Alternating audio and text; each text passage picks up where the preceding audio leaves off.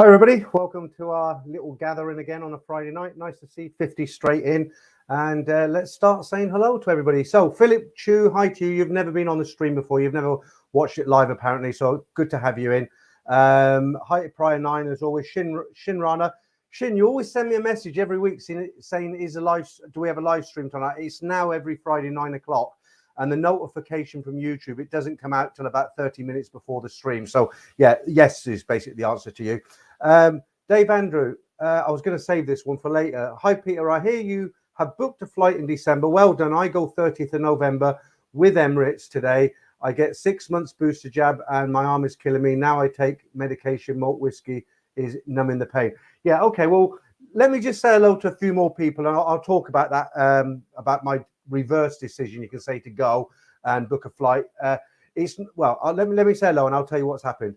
Right, hi to Dave Andrew. Positive news, happy Loy Krathong. Yeah, it's Loy Krathong today, isn't it? Let's see, is it today? I believe it's today. Yeah, Loy Krathong, Friday the 19th. That's today, isn't it? Yeah. Yeah, that Loy Krathong translated, that actually means something like, I'm not being clever here, I got this from Wikipedia. It means to float a ritual vessel or a lamp. It's all about thanking the water goddess for a good crop for the year on the 12th moon. It's you know, that sort of stuff. Right, let's get back on track. Brian Street, how you doing, mate? Carl, can never pronounce your last name, you know who you are. Shane Old Traveller, good to have you here again. Dutch Falang, right, Marky Mark's in. I know he's in because he always goes straight for the Cronenberg fund there.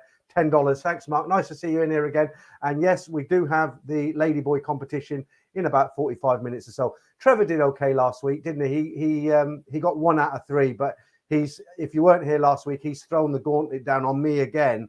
So I've got to go back on his now, and he's going to try and catch me out again because I got all 3 of them last time, didn't I? I don't mind if I get them wrong, but I don't think I'll get all 3 right again. Right, okay. So Paul Hoskin, hi. Football Nerd, hi. Good to have you back in again. Zimmy, hi. Damon, checks in the post, Damon. Good evening, handsome Peter. I wish. Did I say hi to you, Till? I did I? Yeah. Red Hammer, it's Friday night, and it's time for some games with Crackerjack. Yeah, okay. I'll put that there. Do you remember Crackerjack? I've got some. You know, I'm always trying to dig out these old adverts tonight for you. I've got 3 more monkey adverts. They're quite really funny tonight. I found an old milk tray advert. Do you remember that one where it's the one where he's skiing down the mountain? I've got another high karate advert for you. I've got 2 high karate adverts for you, along with some other stuff as well. So if you just joined us, 125 in, welcome to everybody. Just say hello to everyone again, and I'll tell you about what I'm doing in December. So Wes, how you doing? Wes Appleyard. Charles, right, what's that? What you said there? Is that JL Mark 01? Peter, is Thailand open fully now? Oh, that's like how long's a piece of string? You can go there, but the bars won't be open until January. But we'll talk about that as well. Somebody else has given me a super chat there. I don't want to miss that. Let me just see who that is. Brian Street. Thanks for that, Brian. Appreciate that. That's gone straight into the old crony fund. Right, who else we got here? Who haven't I said hello to? Zimmy, I've said hello. Damien, Marion Marzak, is it? Greg Fox, hi. Ryan Seeger, Dave Dorman. Is it Dorman? Yeah, Dave Dorman. Hi from Dulwich, is it? Yeah. William Collins. Who else we got here?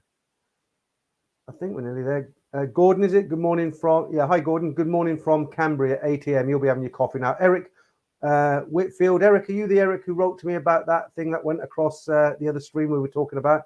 If you weren't, don't worry about it. Let me just get rid of that. And while I'm saying hi to everybody, let me just put the exchange rates on. Damon, I don't think your prediction of 50 baht to the pound is going to come true, mate. Unfortunately, I wish you were right, but the baht has kind of crept up a little bit now. And what they're saying is, if the UK economy does quite well over the next few weeks, and that will play with the dollars. I didn't get it all. Forget that it's not weakening anymore. The Thai baht. Not for the moment, anyway. Thanks, Wes, for that. I appreciate that. $5 Australian from Wes there. Jason Mahoney, Dutch Falang, how are you? Good to see you. And you contacted him. Where did I see you? You were in Ed's stream last night, weren't you? Because you said hello to me and I said hello back to you. Who's that in Glasgow there? Sawadi from Glasgow. Jason Maloney, is it? Hi to you. Cold up there, mate. Pazimo, have you changed you've changed your name, haven't you? Your YouTube name. Look, looking for this one. Got work meeting. Good luck with the stream. Okay, I got you. You always watch it on the rerun, but it's not the same, is it? Paul Hoskins says, where are we? I thought the bars were opening on December 1st by becoming a restaurant. We'll talk about that, Paul. We're nearly done now saying hello, and I'll tell you what's happened with me as well. And then lastly, but not who's that? Zen, morning, Peter. Agreed to be here. Okay, so we've got 137 in now. Right, let me go back to that early message from. Let me just get rid of that, and then so you know what I'm talking about. Let me just find that message right at the beginning. Right, Dave Andrew. So Dave said, "Hi Peter, I hear you booked your flight in December. Well done. I go 30th of November with Emirates today. I get you. Okay, so we read the rest. Malt whiskey to numb the pain." Right, so I haven't actually booked it yet. It was Ed last night. I left a comment on Ed Sweeney's stream last night, and I said I'm looking to book my flight tomorrow. And he read it and says, "Oh, you've booked your flight." So a lot of people think I've already booked it. I found the flight, but what a nightmare! I'll tell you what's happened. You know, for the last few weeks, I've kept saying to you, look, there's no way I'm going out there because I get 2 weeks off. I still work part time. I don't have a boss as such. I work for myself, but I can't just kind of. You know, I'm on a contract, so I've only got set holidays, and I've got 2 weeks at Christmas. So I didn't realize how difficult the flights were at the moment because a lot of airlines have pulled their flights because of what's gone on with the pandemic. It's expensive to, have these routes and not be using them. So a lot, Emirates and a lot of them, they've just cancelled the route. And because, people sometimes come on here and they ask me, questions about airlines. I never know because I've always had it in my mind. Well, I'm not going till everything's okay again. I'm not bothered. And I've never really researched it. And then I was talking to somebody 2 days ago and they said, look, why don't you just go, because my biggest fear, because I get 2 weeks off, what I'd have to do is I've got 1 day traveling there, 1 day traveling back. So it's 12 days left. And if I got there and I'm tested positive, then it's 10 days in a hotel and I'm virtually back on the plane. I thought, no way. So what I decided to do, I thought, well, I'll make it 3 weeks, not 2 weeks, because I looked at some numbers and I don't know if these numbers are correct, but apparently only 0.12% of 1%, if that makes sense. So 1%, but 0.12, say not even 25% of 1%, 0.12, have actually tested positive when they've gone in at the 4,500 or whatever it was from the first. And it's very, very low. I mean, you've got more chance of catching it in the car on the way to the airport. So I had to think about it and I thought, you know what, I should go really, and we're all a bit nervous at the moment. Should we, shouldn't we? And I've always been going on that I'm not going. It's not worth jumping through hoops and everything. So again, with the Thailand pass, I looked and I thought, no way. And I've been really looking at it this week because I kind of just looked at it and thought, oh no, that's horrible. I'm not, And so this week I really went in and I really sort of studied each thing you need. Now, apparently, this isn't from Thailand. This is from other viewers. Apparently, it is getting better. The system is getting better. When it opened, it was a nightmare. It was nothing worked. You didn't get confirmations. You clicked the button and you didn't know if you got accepted or you didn't get accepted. They've been improving that on a daily basis. And apparently, it is getting a lot. It is still jumping through hoops, but things are starting to work on that website now. And I looked at it and actually, it isn't that bad. If you do everything that they ask you to do, like I've gone through all the points, so they want you, I'm not going to bore you. You've heard it so many times on other videos. But if you take each point, the copies of the passports and everything they want, and you put it in the right format and you send it to them, it seems relatively, I wouldn't use the word simple, but it seems a kind of A to Z project that can be done. So I looked at that and I thought, yeah, that's fine. And I thought, well, look, I don't want to get caught if I am positive. So I thought, well, I'll book for 3 weeks. I spoke to the people I work with, but then I had the flights. I just couldn't believe it. I spent 3 hours looking for flights the day before, and I couldn't get anything to match up from when the day after my holiday starts to the day before I go back. Nothing matched up. And there was really funny sort of flights that I wasn't used to because I always fly direct. I just go online, Thai Airways or Eva Airways or whoever, book it, get off in Bangkok, get on in Bangkok, off in London, job done. And there seems to be no direct flights at the moment because, as I said, a lot of them have pulled these flights. So they were really weird. You give you an example. Some of them you'd go from, if you're in the UK, you'd go from Gatwick, but you'd come in back to Heathrow. Well, that's no good for me because I drive to the airport and I leave my car in long-term parking. Other ones like Singapore Airlines, they were, it was coming in at about £1,200 economy, but it was like a 17, 18-hour flight on the way back. And you think, well, hang on, it's only 11 hours to get back from Bangkok to London. So 17, you've got, what's that, 11, 12, 13, 14, 15, 16, 6 hours in Singapore. Well, I don't want to do that. And it wasn't particularly cheap. And so what I did, I went back to the people I work with and I said, look, I've got to get to Thailand. I've got a YouTube channel. I haven't been there for 2 years. I can't keep on at this. And they said, look, don't worry about it. I said, would you mind if I took a few days before? Can you cover this for me? It's not about the money. I'm not bothered about the money, but I don't want to let them down because they've been quite good with me. And I just said, look, if I took a few days before and a few days after, could you cover it? If it's a problem, let me know and I won't do it. And they basically said, look, yeah, that's fine. You can do that. So I then came back on the computer today, did the flights, but I nearly screwed up because somebody I work with, a lady who comes with me on this run that I do, when I tried to book last week, I've always traveled on a Sunday. I go out to Thailand on a Sunday. I come back from Thailand on a Sunday. I don't know why. I just like traveling on a Sunday. It's my favorite day. And I was trying to book a Sunday and I couldn't get a flight. But if I could have got a flight, I would have booked a Sunday and I would have been screwed. You know why? And I didn't realize until I was with her today. And she said, no, you don't want to book on a Sunday because a 72-hour PCR test, right? Well, a Sunday, that means I'd have to get it on the Thursday and get the result on a Friday and it'd probably run out. So I came back on. I was looking on Wednesday to Wednesday, Thursday to Thursday. Bloody difficult, really difficult to get decent flights. And I've actually got one and I've saved it now. And I was going to book it and I'm still thinking about it. I think I'm going to have to book it in the morning, just go for it. It's with a Middle Eastern airline. It goes through the UAE, which isn't too bad. It's a good airline. You stop off in the Middle East for about 2 hours there, 2 hours back. The cost of the flight is £863 return, which it's a busy season. It's high season anyway. So without what's going on at the moment, December, Christmas is a busy time.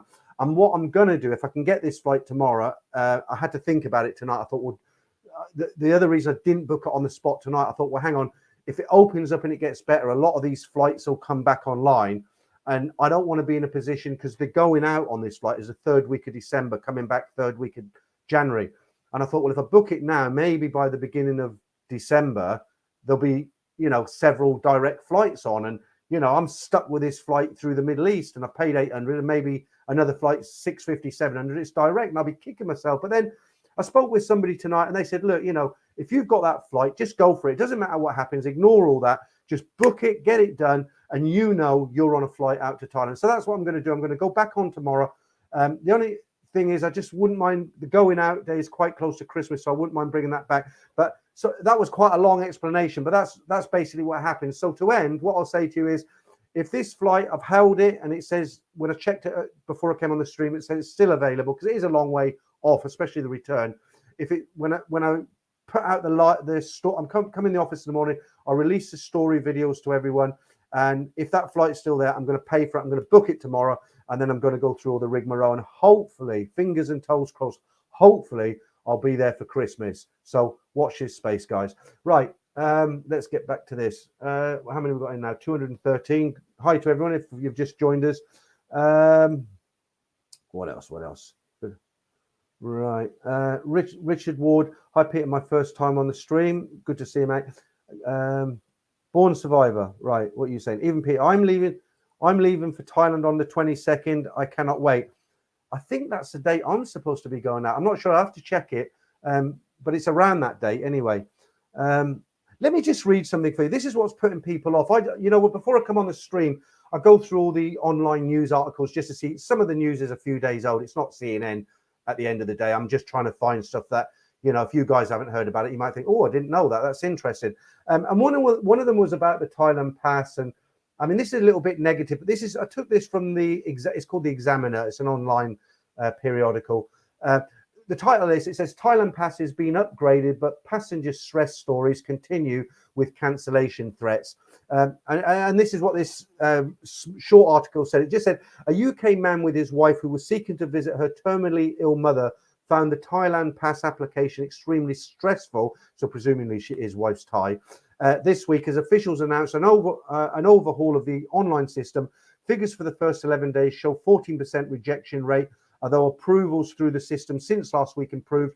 The Prime Minister's office on Monday expressed optimism about the reopening of the country. Thai authorities are reported to have upgraded the Thailand pass system to include a new status checker for anxious travelers. That's when, when you've done all your documents and you click done, nothing came up. It wasn't like, thanks, we'll get back to you, or nothing. So apparently they've added that in now. What else?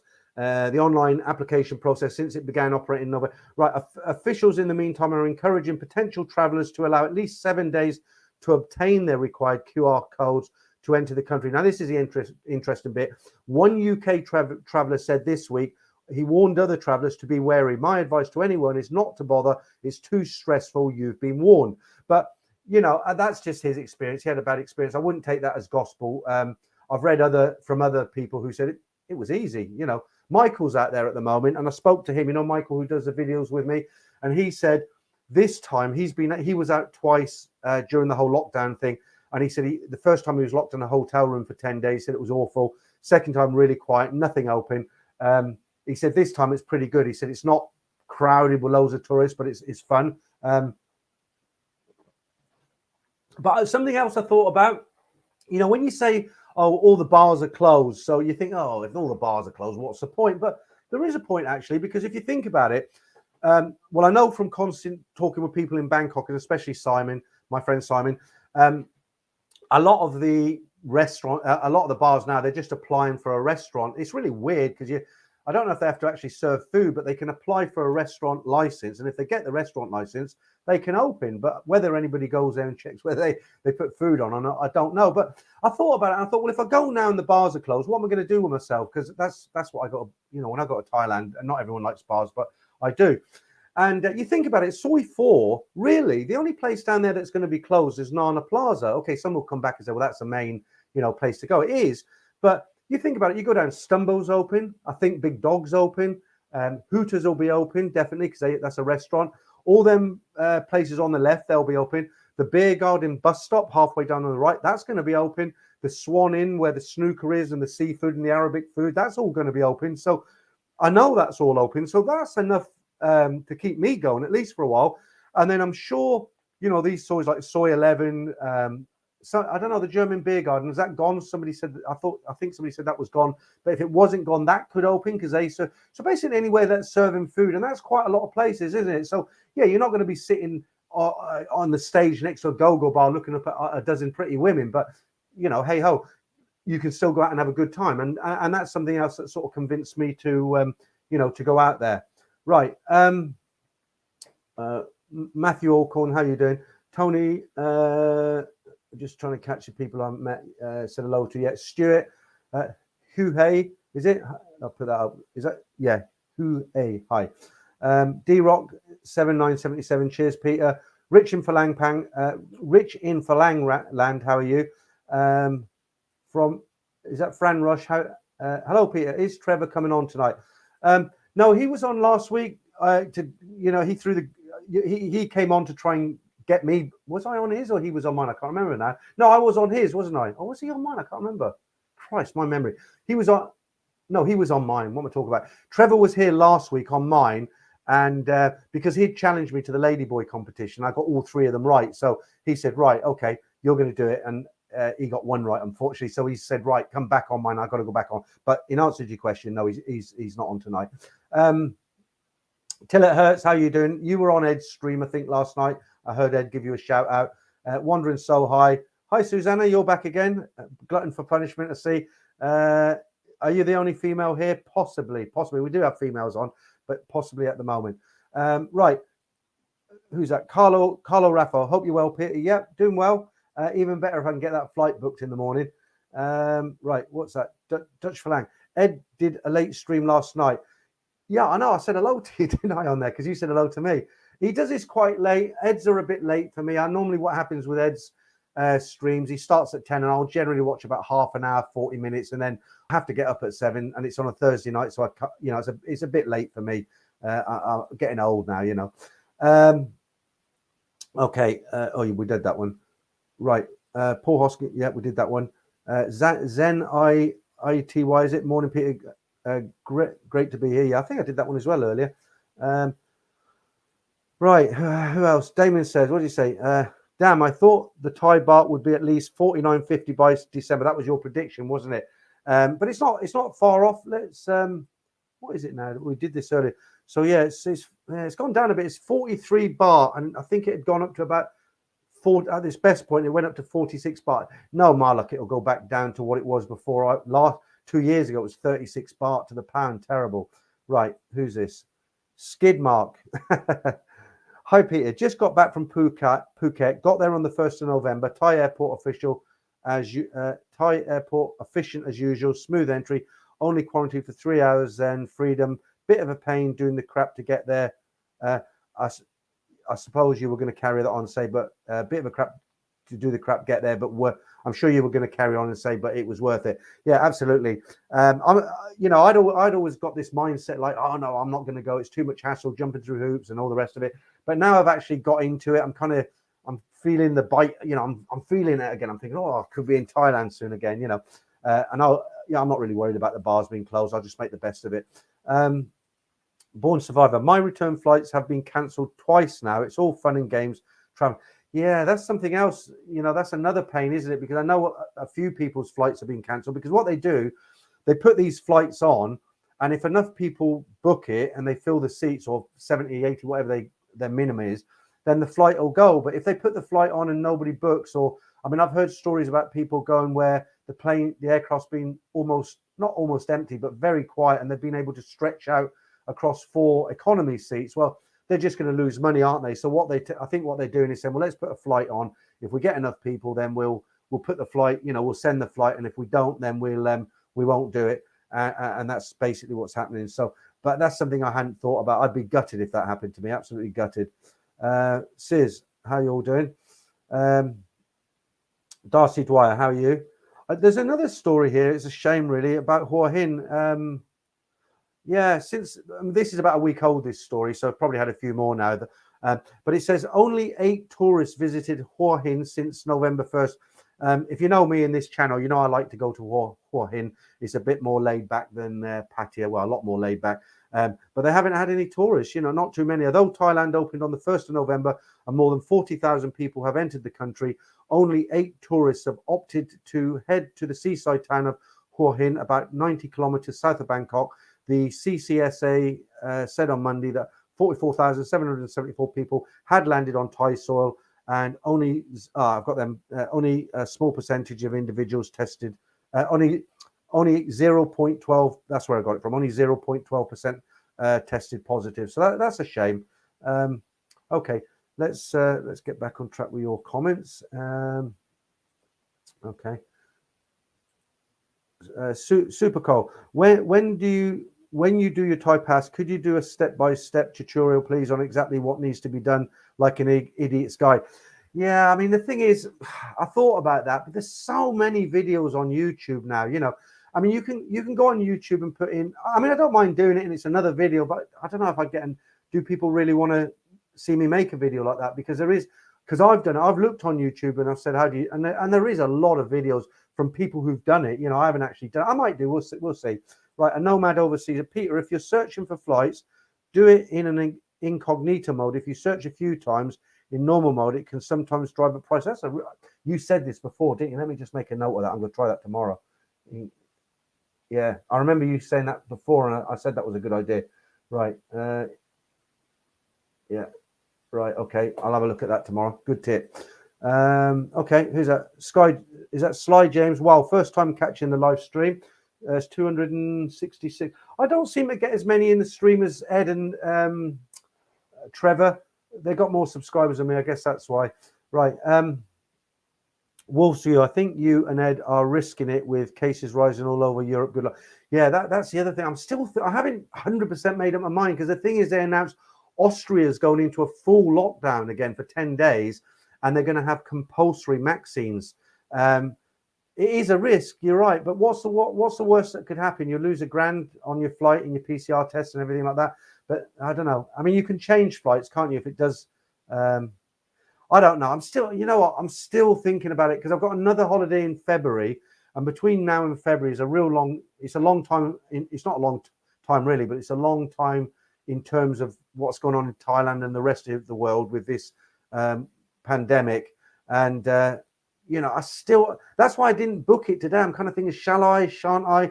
And all these points that people are raising now. I think about this. On one hand, I'm thinking, well, the bars are open. I'll still have a good time, and you know, and on the other hand, I'm thinking, well, what if they go into another lockdown? What if they cancel the flight? What if, yeah, I think I've just got to go for it. We'll see. Right. I really wish you get the flight to Bangkok. I'll enjoy this cold Christmas watching your channel. Okay. Right. Red Hammer, low cost airlines Scoot has announced they will launch for, yeah, but Gatwick's just too far for me. They'll launch flights from Gatwick to Bangkok next month, and they start from £170 each way, copied with from website. I suspect it will be a rough trip. When you say a rough trip, why is that? Do you know Gatwick is, well, it's 120 miles for me. Heathrow is about, I think it's 77, but it's not so much the mileage, it's just traffic. When you get onto the M25 between Heathrow and Gatwick, it's a bloody nightmare. When you come back off an 18-hour journey and you have to drive, it's bad enough from Heathrow. But Scoot, that if you haven't heard of Scoot, they're kind of like Singapore Airlines budget airline. You can call it like that. You know, they're Singapore Airlines. They're operating Scoot. So because it's Singapore Airlines, you know, it's going to be pretty good, because I'd not heard of them before. Right, Peter, try using Google Flights. You know, I've never heard of Google Flights, but I'm going to write that down as well. Right, there we are. Top tip. Right. I'm at work watching this live stream. What do you do? What time is it? Are you in security? Something like that, maybe? Right, Paul Hoskins. It's not an uplifting experience if the bars are closed. But they're not all, Paul. Nana Plaza and Soy Cowboy will be closed, but the rest of Soy 4 will be open. There'll be lots of other soys where they have bars open, and there'll be interesting coffee cups or teacups with a teapot on the table with interesting drinks inside, if you get what I mean. There's a lot of that going on at the moment as well. Shane Old Traveller, I've lost you. Where are you? You had a God, they got Dutch Frank. Skyscanner is great. Yeah, I've used Skyscanner. I was where's that? I've lost you. Sorry. Yeah, I've lost your comment. Right, David Salisbury. Good evening, Pete. I hope you're well. I got to Thailand from the 19th of December till January 15th. Great timing on my behalf. Right, David, we're kind of about the same time. Be great to meet up for a beer with anybody who's out there. I mean, if you're out there about this time, maybe meet up for a beer, you know, face to face, as it were. But there's a couple of people I know out there at the moment. Hopefully, you know what? I'll probably just go for it, because I'm sitting on the fence. Shall I? Shan't I? I think I'm just going to book it and you know, hope for the best. And if the worst happens, then it happens. Right. Hi to Nomad Traveller, is it? Hello from Vancouver. Hi, good to see you. Marky Mark, what's your long-term plan? 6 months in Thailand, 6 months in England. Yeah, I don't think it'll be a straight 6 months, Mark. I'm still sort of thinking about it, whether to retire there. But if I didn't retire there full time, I'd probably do like a couple of months here, 4 months there. Sort of, you know, I enjoy it there more than here. Right, okay. Right, what time is it? How long we've been on? Is it half an hour now? Let me put some. I don't know if you really want to know this, but these numbers are going down. This is from the Bangkok Post today. Now it's plus new cases 6,855. They say they're going down. Whether the numbers are right, I don't know. Right, diet progress. I normally put that up. I haven't actually lost anything this week. I've had a kind of week off it because let me put it up. You know, my goal is to lose 25 kilos, which is about, I think it's about 4 stone or something. I've lost quite a bit. I think I've lost about 22, 23 kilos now, but it's really difficult now. When you first start the diet, you're into it, you know, and you can starve yourself a bit. You do lots of, it was in the summer I started, so I was walking 5 miles every day. That's now cut down to about 3 miles a day. I'm starting to eat some normal food, but the big difference between what I used to be and how I eat now, although I'm kind of, this week I ate normal, just took a break. I'm not eating sweets and, you know, crisps. And my biggest problem was I used to eat late at night. I'd have a few beers and I got hungry and I just eat what I wanted, and I ballooned out, especially during the lockdown. So I'm still going to go for it. And if I book this ticket tomorrow, I'm definitely going to go for it. But I want to make a video for you guys to let you know how I did it. because a lot of guys trying to lose weight, they don't want to go to a gym, they don't want to go on any strict diets. You do have to reduce your food, obviously. You do have to do some exercise, but I did it in a way where it wasn't like, God, I've got to go running, or, oh, I can only have this lettuce leaf and a carrot. I didn't do that. I did it in a way where it's sustainable. But it's just because I've been on it for 6 months now. I've actually changed my whole eating habits now. Sometimes I'll look at some fish fingers, which I used to love a fish finger sandwich with. I didn't even know fish had fingers, did you? Boom, boom. But I used to like the fish finger sandwiches with ketchup, and now, you know, I tried one the other day. I took a bite and thought, oh, I don't like that. It's horrible. You change what you want to, what you think you want to eat. It completely changes once you haven't eaten like that for sort of 5-6 months. Anyway, enough of that. Where's Appleyard? We'll be in Thailand 14th of February to 13th of March. Hope to catch up for a singer. Yeah, I'll probably be back then, Wes. But I have got another holiday in February, but that's only 10 days. So I might go for a week. I've gone for a week before. It's a lot of traveling for a week, but it's, for me, in my eyes, it's still worth it. Right, I won't put that up, Airy. Okay, I'll put it up. I'm not saying it. You're saying it. I don't know. You might be right. Darcy Dyer, Finnair via Helsinki have some. Do you know? Let me put that one up. Right, Darcy says Finnair via Helsinki have some cracking deals, but I would still pay a little extra and fly with Emirates. Right. Yeah, Emirates are good. I don't know if they're flying now. I'll tell you what put me off Finnair. I did come across this flight, Darcy, and because I did a lot of searching, changing dates and everything, and I managed to get this Finnair one. It was about £803. You fly to Helsinki, and I think it's 2 hours there on the way and 3.5 hours on the way back. But you know what put me off it? When you click book this flight, you get little boxes come up. Most popular, choose this one, choose that one. And if you want to take a suitcase, which everybody does, because you don't carry your clothes in your arms like this when you go on a plane, you have a suitcase and you check it in. Well, they're charging £53 or £58, and I don't like that. When they advertise a price at this price and they say, but you've got to pay for your suitcase, I'm like, no, that, go away. And I moved away from it, and that's why. But yeah, I mean, that's just me being a bit, a bit tight arse, basically. Not with the money, but it's a good deal. We'll see. Right, Anthony M, you should totally go for it. I did 2-week quarantine at the beginning of the year in Bangkok. Totally worth it for me. I go for 2 months. I can hear Thailand calling your name. Yeah, and of course, the thing is, Anthony, it's going to be a lot better than when you were there, wasn't it? Because I don't need to go through any lockdown, just that one day. And the hotel I'm opting for, it's quite a good hotel.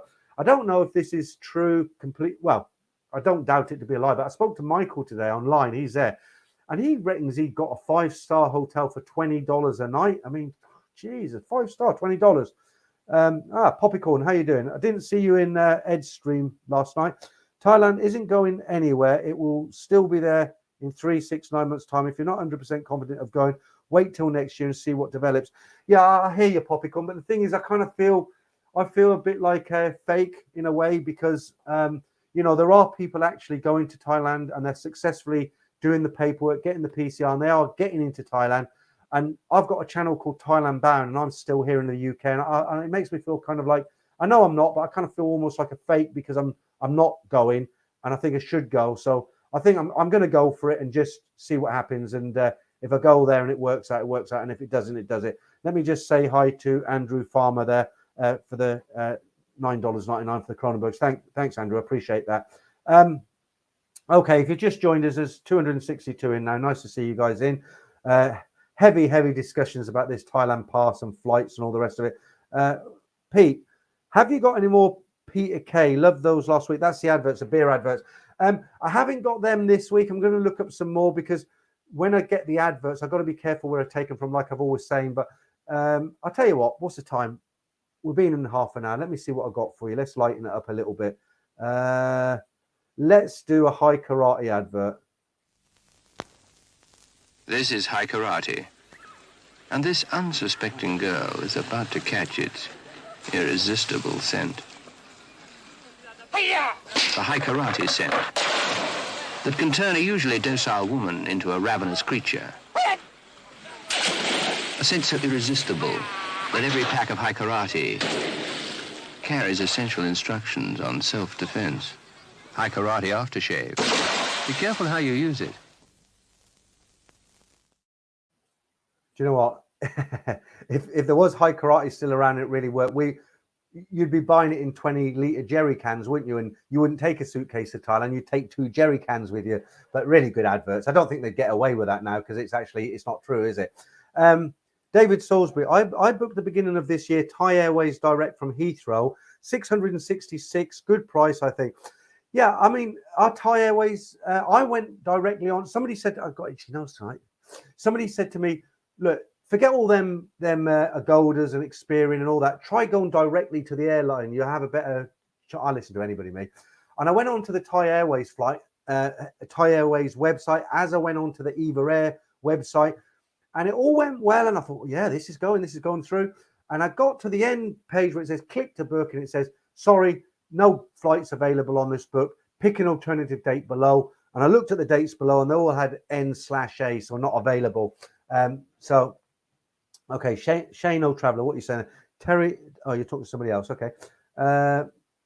Yeah, Marky Mark, the karate ads were brilliant. They're really dated now. Valerie, the lady in that, I forget her last name, but she was in a lot of other stuff as well. She was in some of the Hammer House of Horror films. I think they sort of busted her up a bit, them short dresses. Do you remember them Hammer horror films? They were always on at 10:30 on a Friday night. The Dracula and all them sort of things. You used to love them when I was a kid. Right. Richie Ward. So you have to book the flight before you do the Thailand. Well, the COE is out now, isn't it? It's Thailand Pass now. You can find out this information. I don't want to give you any wrong information. It's all out there. I mean, if you actually go onto the Thailand Pass website and just do it as if you're going to do it, but you're not really, obviously. They give you a list of everything, right? What you have to do, basically, what documents they need, how they need you to do it. So you can actually go on direct onto the Thailand Pass and get that information. Right, David. Hey Peter, I think that lady in the video is a Bond girl. Possibly, David. Her first, I did say her surname last week because I had it written down. Her first name's Valerie. I can't remember her second name, but she was in a lot of stuff because she is a good-looking woman. She was a good actress. She had a good sense of humor, and her face just fitted into a lot of parts, like that high karate advert. And I tell you what, let's get the other one out of the way. Let's do the other one. Let me get rid of that. I've only got 2 of these high karate adverts. This is a really short one. Look at this. High karate aftershave. Just one whiff drives women wild. Makes men irresistible. High karate aftershave. Be careful how you use it. I mean, they're just classic, aren't they? I mean, if somebody came on this stream for the first time and they've seen that, they think, what the hell is this? This guy's shown 70s and 80s commercials, but they're classic. There's a lot of people like them. Right. Yeah, Mr. Mike. Yeah, one of the big problems is flights now. Yeah. I didn't realize, like I said at the beginning of this stream, I just took it because I hadn't looked before. I just thought, well, I'll go on and book a flight, and they're just not there, are they? Really weird flights. I tell you what, guys, I'm going to crack open. I'm going to go and get a Kronenberg because, now I don't do a 2-hour stream, probably an hour and 20 minutes. I've been on for 38 minutes. I'm going to go to the freezer next door. I'm going to get the Cronies out and I'll get a beer and then we've still got the Ladyboy competition. We've still got the 3 PG Tips adverts and some other bits and bobs. I'll put this on for a while.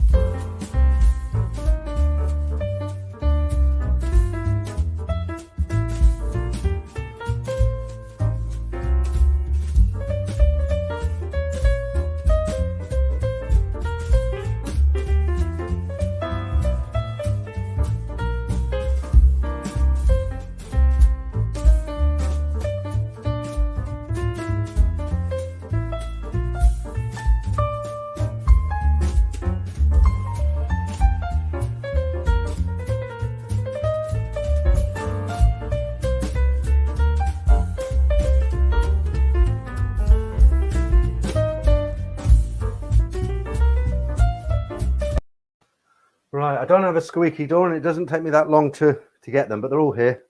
Right, let me get onto your comments while I crack one open. Hedge Fund, have I said hello to you tonight? Laugh out loud, big up the 70s classic decade. Yeah, some of them are from the 80s. You know, I tried to get some from sort of more recent ones, but I just didn't find them funny. Maybe it's my age. When I look at the ones that were done in the sort of 70s, 80s, and even some from the 90s, they just seem to be so much. I nearly opened 2 there. They just seem to be so much more creative, more funny. And the ones now that are done as funny, they don't do a lot for me, to be honest with you. Okay, you're talking to somebody else. Okay, well, have we got a name here? We got a name for her. That's it. You got it. Stephen says Valerie Leo, and she was in Never Say Never Again. Okay, yeah. I mean, I think she's great. Right, it's that time that the old coronavirus doesn't feel that cold actually. Oh, do you know what I really look forward to Friday nights. I've heard people say, "Oh, YouTubers are all e-beggars. They only do this for money." It's not true, honestly. Everybody likes money, of course. If somebody sends you $10, you think, "Oh, I've got $10." Of course, who doesn't like? Who would say, "Oh no, I don't like money"? But it's not. You don't do anything. Oh, I hope I make $50. It's not about that, is it? I mean, I actually enjoy coming on the stream and doing this and discussing Thailand and having a beer. Right, Shane O'Traveller, what are you on? Right, you're on the Leo or Chang for me. I nearly bought some Chang from, where was it I seen them? It was Tesco's, a really big Tesco's, about 8 miles away. Cheers, guys. Oh, brain freeze. I definitely left them in too long. Oh, let that warm up a bit. Oh. I nearly brought them just as a novelty. I was going to come on this stream and say, look, Chang beer. But they were real, I don't know how big they were. They were small cans. They looked about 220 ml, and they were £4 for 4. And I thought, no, I don't want them that much. I'll wait till I get back. Okay, Nicholas Sotiro, is it? Right, remember, Peter, avoid royal vacations when booking your hotels. Thailand Pass, be careful. Right, what's that shivering there? That's my 7-Up bottle. Look, so you got to be careful, this sort of thing. Look, you can't see it. It's see-through. Right, we'll do the Ladyboy competition in another 15 minutes. I think about. You guys should be getting good at this now, because this is about the 8th week or something we've been doing it. Right, Hedge Fund says Wolves View. I went to Brockenhurst College in the 80s. Brockenhurst, is that Bournemouth way? Brockenhurst, the forest, isn't it, down there? I'm sure it is. Right, Red Hammer. It's like a chat with your mate in a pub, just costs less. I can drink a decent bottle of red wine. I've never actually been into red wine myself. I can drink white wine, but I don't drink it. The reason I don't drink it is because I drink it like beer and I get pissed really quickly. Hammered, if you're not from the UK. What else is going on? Thailand's first night in hotel rule is here to stay. TAC governor said that the decision to continue conducting RT-PCR tests on double jab tourists was confirmed at the CCSA meeting on Friday. The aim is to ensure safety. He said, adding that the CCSA is set to investigate the issue. It's yeah, they're not. I've heard guys. Everybody doesn't like what's going on with. Somebody told me today. I think it was Damon. He said to me, Cambodia is fully open, or it's fully open, and all they need is 2. You just got to prove you've had your 2 vaccines. And I said to him, I said, yeah, but it's Cambodia, isn't it? It's not Thailand. But he had a good point. He says, yeah, but what might happen is a lot of people might go to Cambodia and the Thai government might look and think, hang on, they're open now and they don't have anything in place except these 2, showing you 2 certificates, and they're getting all these tourists. What are we doing wrong? And that could sort of tip the scales a little bit and make them think twice. But for the moment, they're saying the one night. It's not one night. It's when you get your results back. But if I take this flight that I'm planning to book tomorrow, I'll get in about 6:30 in the morning. I land. I've always landed at 3:30 in the afternoon. Bag on the bed, quick shower, and I'm in out on Soi 4 for about 5:30, meeting Simon in Stumble for a beer. So 6:30 in the morning. It's a different time of day for me. Right, Eric. Thailand Pass testing before and after arriving in Thailand will deter most of us from going. 2023 looking likely. I don't think it's going to take that long. It's like I said a couple of weeks ago. I think what's going to happen is they're going to watch it now because tourists. It's mainly Thais who have been coming back home. There's a few sort of expat. Michael told me it's mainly Germans, Americans, and English. They're the top 3 sort of people who are coming in at the moment, but they're not big numbers. And I think what will happen, they're going to watch it November and see how it goes. If by the middle of December or first week of December they think, well, this is going well, but we need more people because it's a bit strict, they might turn around in the end and say, well, look, you still have to have the one night. You still have to have the PCR test. You have to show your vaccine card, 2 cards or whatever. and but they might say they might drop the whole Thailand pass thing. You never know. Fingers crossed. Hi Gordon, you can get Leo at Aldi in Australia in packs of 12. Works out 35 baht for a regular size bottle. So you're saying, I wonder how many ml is that? Because I know when I used to buy, when I got them the last time I was in Thailand, I filled up my fridge. I got 4 for my fridge, and I think they were 500 ml, and they were about 52 baht each, which I thought wasn't a bad deal. Wolves View, hi, how are you? You're talking to Hedge Fund. Frankie W, hi, nice to have you in. A bit late, but it's well, not a problem. Seamus, will the Irish pub on Soy 4 be open? Yeah, I think it will, Seamus, because it serves food. It's like I said earlier. If you're familiar with Soy 4, where Nana is basically, yeah, Nana absolutely is going to be closed because it's just bars.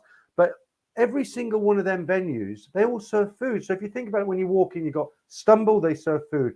Big Dogs, they serve food. Hooters on that side, they serve food. Hillary's, the first bar after the entrance to Nana, I'm not sure if they serve food. They might start selling it. And then you go down, you've got all the Heidelberg, that's been there forever and a day. That's a restaurant, so they'll have food. Jules, I don't know if they're still there, but that's a restaurant that'll have food. And then you go further down, you've got Bus Stop on the right. That's a beer garden. They always serve food, so that'll be open. You've got the Swan Inn on the left where the snooker is and the Arab food and the seafood. So yeah, I mean, I think they'll be open. Right, Steve. What I need to do to go to Patia. I've never been. First time for me. I'm from the US. I do. Well, Steve, unfortunately, Patia is not the place at the moment. I don't know why. Let me talk about Patia for a little bit. Let me take a slurp on this. I've got my own little conspiracy theory on this because I spoke to Trevor. Trevor and I spoke about this on the stream last week. I don't know. I might be wrong. This is what I think. Right. So Patia is one of the biggest tourist destinations, if not the biggest. I mean, okay, you've got Phuket. Everybody goes through Bangkok, but a lot of people go to Patia. Why are they not opening the bars in Patia? They seem to be singled in. You know, they're getting them out on their own there. Honestly, I mean, I think they want to get rid of it. Not get rid of Patia totally, but you've got all this Chinese investment coming in there. These big hotels going up. The 5G going under the street. In Walking Street, we've said this many times, a widening of the beach road to accommodate the coaches. And, just the big difference, like I said last week, between places like Cowboy, Nana and Patia is, especially Nana, most of those bigger bars that have had a lot of money pumped into them, they have big organizations, they've got a lot of money behind them. Whereas in Patia, a lot of the bars are owned by private individuals, like Nick from NDTV. He has his bar. Brian Flowers runs some bars. La Pub, he owns that bar. They're owners, and there's only your pockets are only so deep. And it looks to me at the moment like they're saying, okay, well, you might be able to open in November. No, we've changed our mind. You might be able to open in December. No, that's no good. Now it's the 15th of January, and then when it gets to January, everywhere can open, but Patia, you're not going to open. Why? Honestly, guys, I think they're doing it on purpose. For me, I'm trying to read between the lines, and it looks to me like they're trying to. They've said for years that they want to clean up Patia. They've said it for years. They couldn't just go in there and say, right, we're closing all the bars, because there'd be a hell of a protest, because all the Thais who work in the bars, not just the girls, the waitresses, the food sellers, the guys who come around and put things on your wrist, as annoying as they are, they make money. The 7-Elevens, the tour groups, the speedboat, everybody down there. If they just went down there in normal time and said, we're shutting it down because we don't want it, there'd be riots. But you think about it, this is a really good excuse, isn't it? Because, oh no, we can't open because we're thinking of the safety of people. Is it a conspiracy? Is that what they're doing? Watch this spot. We'll just have to wait and see, because nobody knows. But I'm starting to think more and more that this is what they're doing. Right. Black Bolt, hi to you. Patia bars are getting the shaft. Lots of development being built. Money's flown in. And you know where a lot of that money's coming from, don't you? The Big C. What do you guys think? Are they getting rid of these bars? Are they doing it on purpose? It's becoming walking Prawn Street for the. Okay, don't want to upset anybody. Right, NZ Muzz. A friend of mine asked a very attractive girl in Marina Disco if she was a lady boy. She turned to her stunned group of other lovely ladies, furious, and shouted at him in Thai 5 times later. All right. Talking of lady boys, is it time? No, we'll give it another 10 minutes. But I did find a couple of funny pictures the other day. this is quite. Look at this one. Oh, let me get rid of this banner first so you can read it properly. Where are we? If I put that. Who's that? Javea Lopez. Hi, how you doing? You're in a bit late, but you're in. Wise words, Peter, regarding Patia. Something definitely smells fishy out there. Chinese money talks. What do you guys think? Do you think they're using it as an excuse? Are they saying, well, you can't open this month and you can't open next month? Because those guys are going to go out of business, aren't they? They can't keep floating those bars with their own money, and that's what they're using, their own money. Let's have a look at that picture now. I found this quite humorous. Look at this. Look.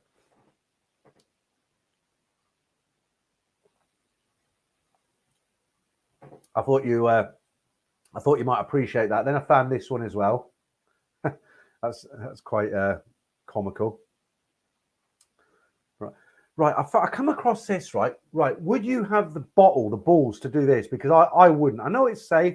It's probably been tested up to 10 tons. But look at this picture. Right. This is a place called the Sky Bar or Vertigo in Bangkok. And what that is, you can see from the picture, it's a platform made of glass. You're able to walk out onto that glass and look down onto the street below. That would absolutely terrify me. Could you do it? Could you walk into the middle of that and look down? I mean, it's not going to break, is it? But I just couldn't do it. Too scary for me. Wimp. Right. Trying to get some feedback on this Patia thing. Right. Steve says, thank you for the information. Where do you recommend I go to meet women, bars, and have fun? Bars, basically. But they're, if you're going for that, I don't know when you're going to go, but if the restrictions are still on, just any of the bars on Soi 4 around Sukhumvit, that area, you won't need a guidebook, believe me. George Fair, hello from Toledo, is it? Ohio, USA. Nice to have you there, George. I don't know what time it will be where you are. I guess it's morning, is it, in Ohio? Right. Andrew Lidge Singh, is it, Peter? I love the stories on your channel. Thumbs up. Thanks. Right.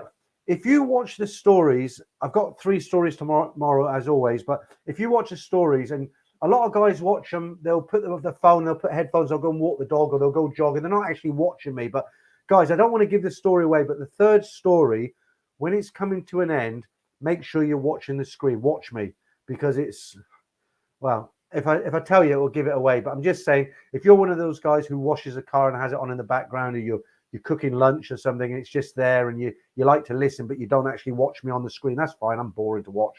But on the third story, just make sure you're watching the screen, and we'll talk about that next week. Right, Wes, sounds like definitely trying to make Patia more upmarket. Yeah, I'm not sure. I don't think it's so much as trying to make it. I mean, they're always saying they're trying to attract wealthier tourists to Thailand, but I don't think that's the case for Patia so much. I think what they want to do for Patia, I think they want to get rid of a lot of the sort of mongering side of things, and they're really marketing the Indians, the Chinese, and the Russian tourists, because when they come, they don't come in groups of 1 and 2. They come in groups of 60, 70. And when they book into a hotel, they'll take so many floors, and that's the market they want, isn't it? And they go to the the Tiffany Katoy show in a big group, and it's easier to, they can actually make money a lot easier when they take a group to this restaurant, then they take the group to a Tiffany show, and the group stays in this hotel, and then they all go out and 10 speedboats to the islands. And I think that's what they're looking to do. But it's a real shame, if you've never been there before, and it loses it all. But you can understand from their point of view as well. Right. David says, I just pray Patia will reopen. I've been planning to go there since January. It will open definitely one day, and there will still be bars down there. But when will it open? When will it open? Will it ever be the same as it once was? Great city. Paul Hoskins, I always pick up a girl who has small hands. Okay. Paul, I should have read yours before I put it on screen. Football nerd. I hope they are not planning to make it a Chinese tourist playground and keep the bars closed to drive out the other tourists. Well, no, I don't think they're going to try to. Well, I think what they want to do, they want to cull it. I did say the right word there. You didn't mishear me.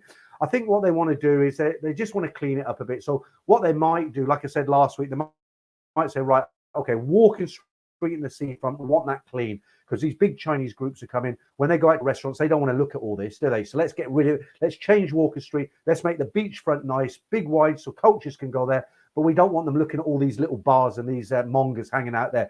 So I think what they might possibly do that there, and that'll be, you know, the Chinese after dinner, walking up and down the sea front and walking up and down Walking Street, and possibly for town, all those sort of places on the dark side up there, and then it's kind of two different areas, isn't it?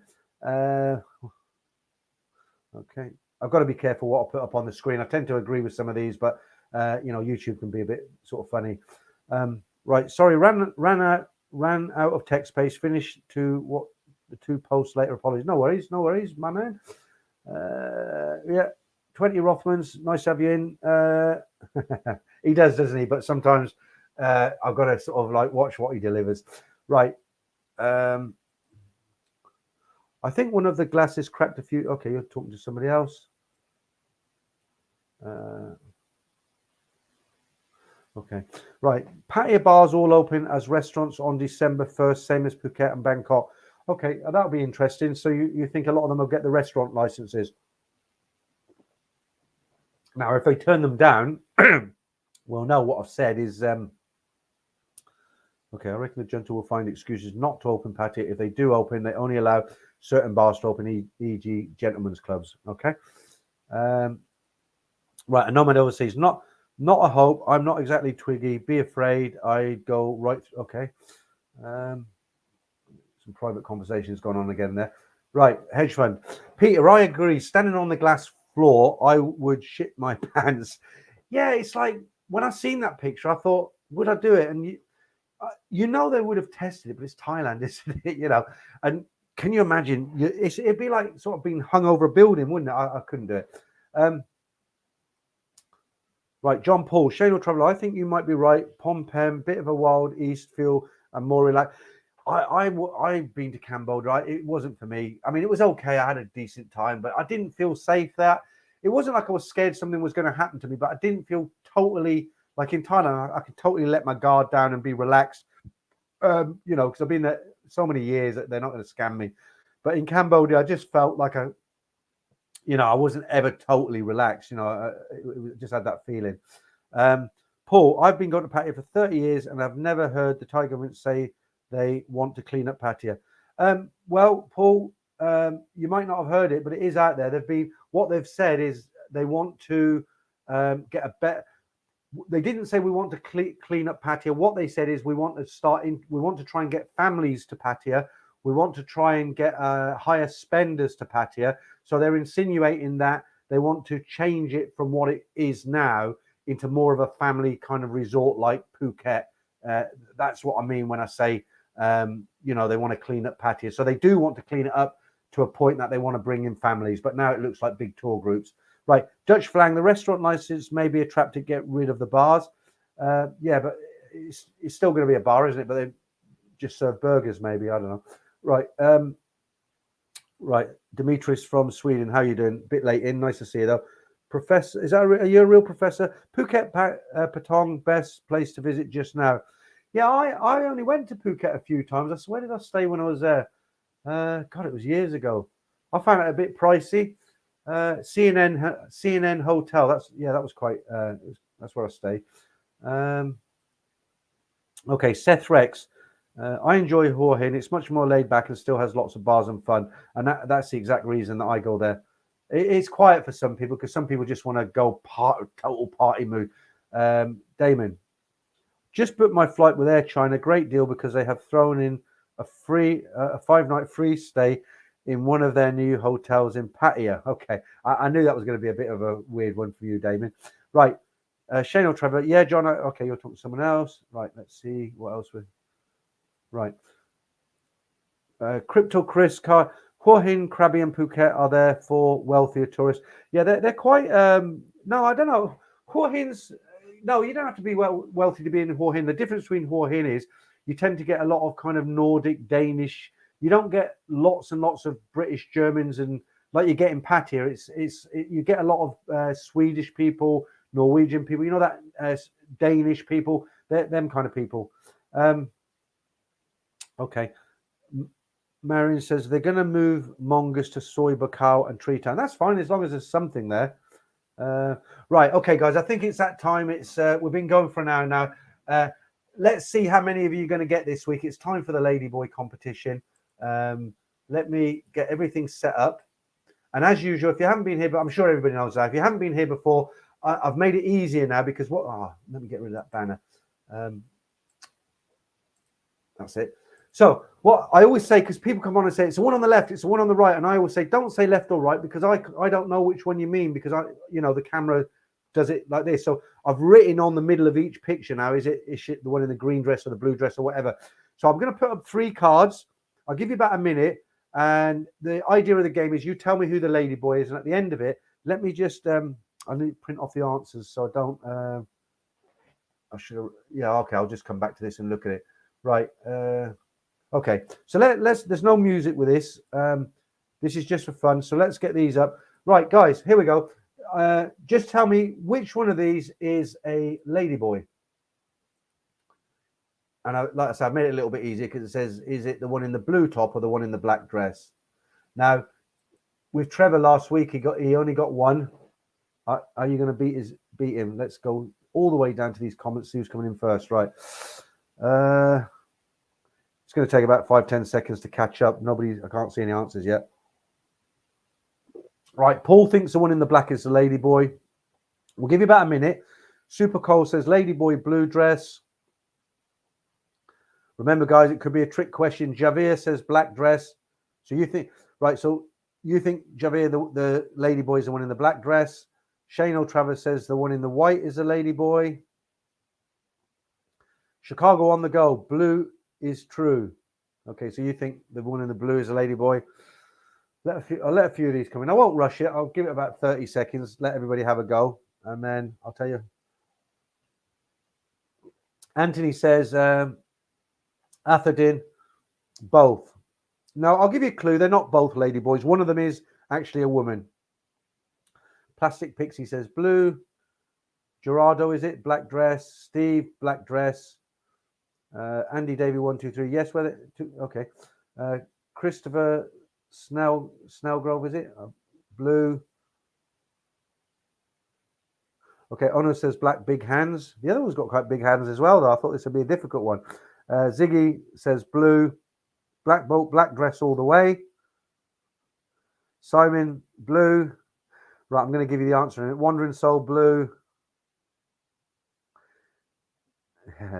All right. So let me just see what the answer is. I'll tell you, put you out your misery.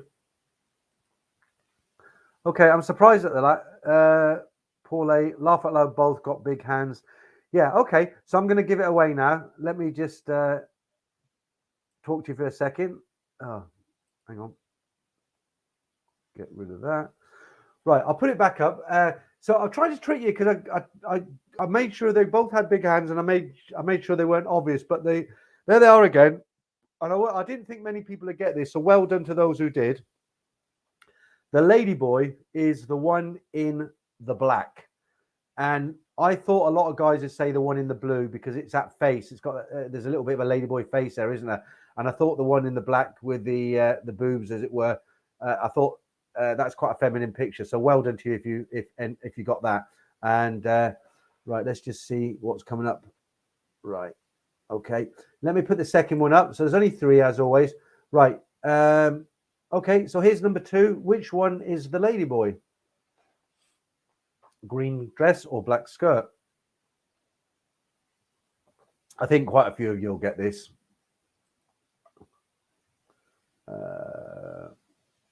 Where's Appleyard bugger? Right, Dave Andrew, no way. Yeah, it is, Dave. The thing is, like I always say to you, I go to a site where it's only Ladyboy, so I know I can't make a mistake and get them pictures. Right, Alex says green is Ladyboy. Prior Green says green is a Ladyboy. Ziggy green, David green, Marion green, Tilt green, Wandering green. Yeah, it's you're all Max. You say you're in the minority. You say the black is a Ladyboy. Hedge Fund says black is a Ladyboy.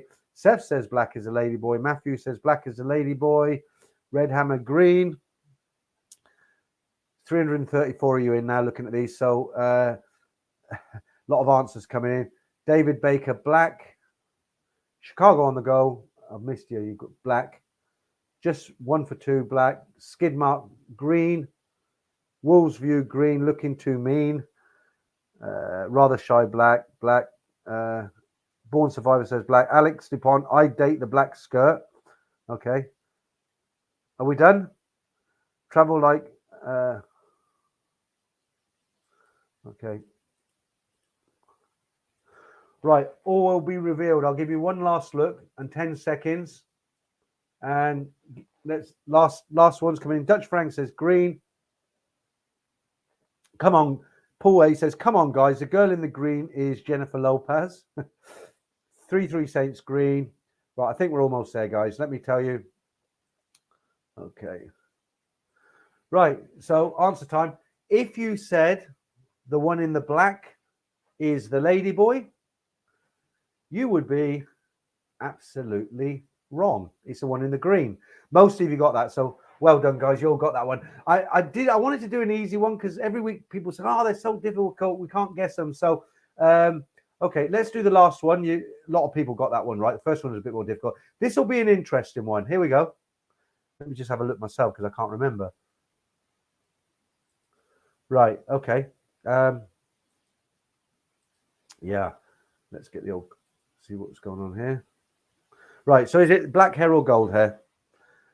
And you know, I always get confused, don't I? I can't remember where the last answers left off and the new ones were, but now the way I've worded it now, I can find out exactly when the new answers come in. Right, Seth says gold is a lady boy. MA, we're not doing left or right. It's black hair or gold hair, or you can just say black or gold. Black Bolt says gold hair is a lady boy. Charlie Stewart says gold. Patia, a Fortnite millionaire black. Love the name, by the way. Wandering Soul gold. NZ Muzz black hair. I'll let it go for a little while longer. Give me an excuse to crack open another Cronenberg. Ron Rocket says black. I thought this would be an obvious one. Frankie W gold. 20 Rothmans, Goldilocks for great big. All right, yeah. I'll give it another 10 seconds while I get the Sprite in this, and then I'll put you all out your misery. Next week I might do the old format with the music, just for because I like with the music in the background, makes it a bit more lively, doesn't it? But this is easier, I guess.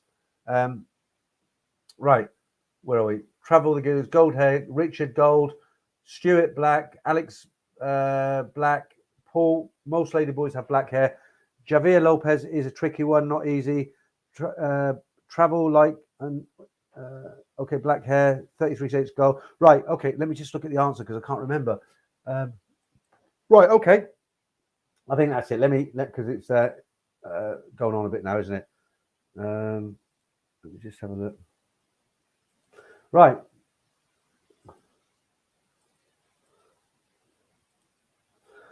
Okay, did you get it? Was it obvious? Which one's the lady boy? Is it one in the gold or the black? If you said the one with the black hair was a lady boy, if you said that was a lady boy, you would be correct. That is a lady boy, believe it or not. The one on the one in the gold hair, that is actually a girl. But it's a bit of a trick.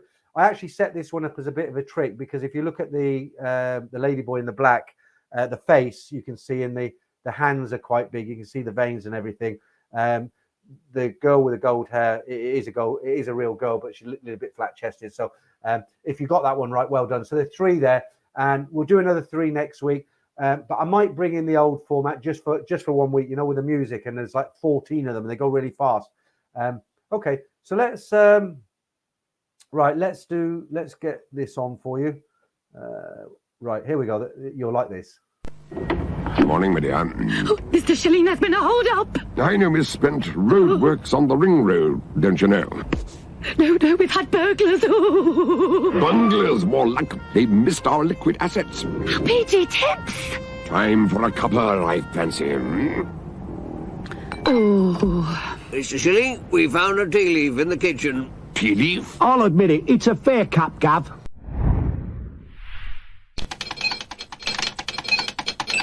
Oh, no!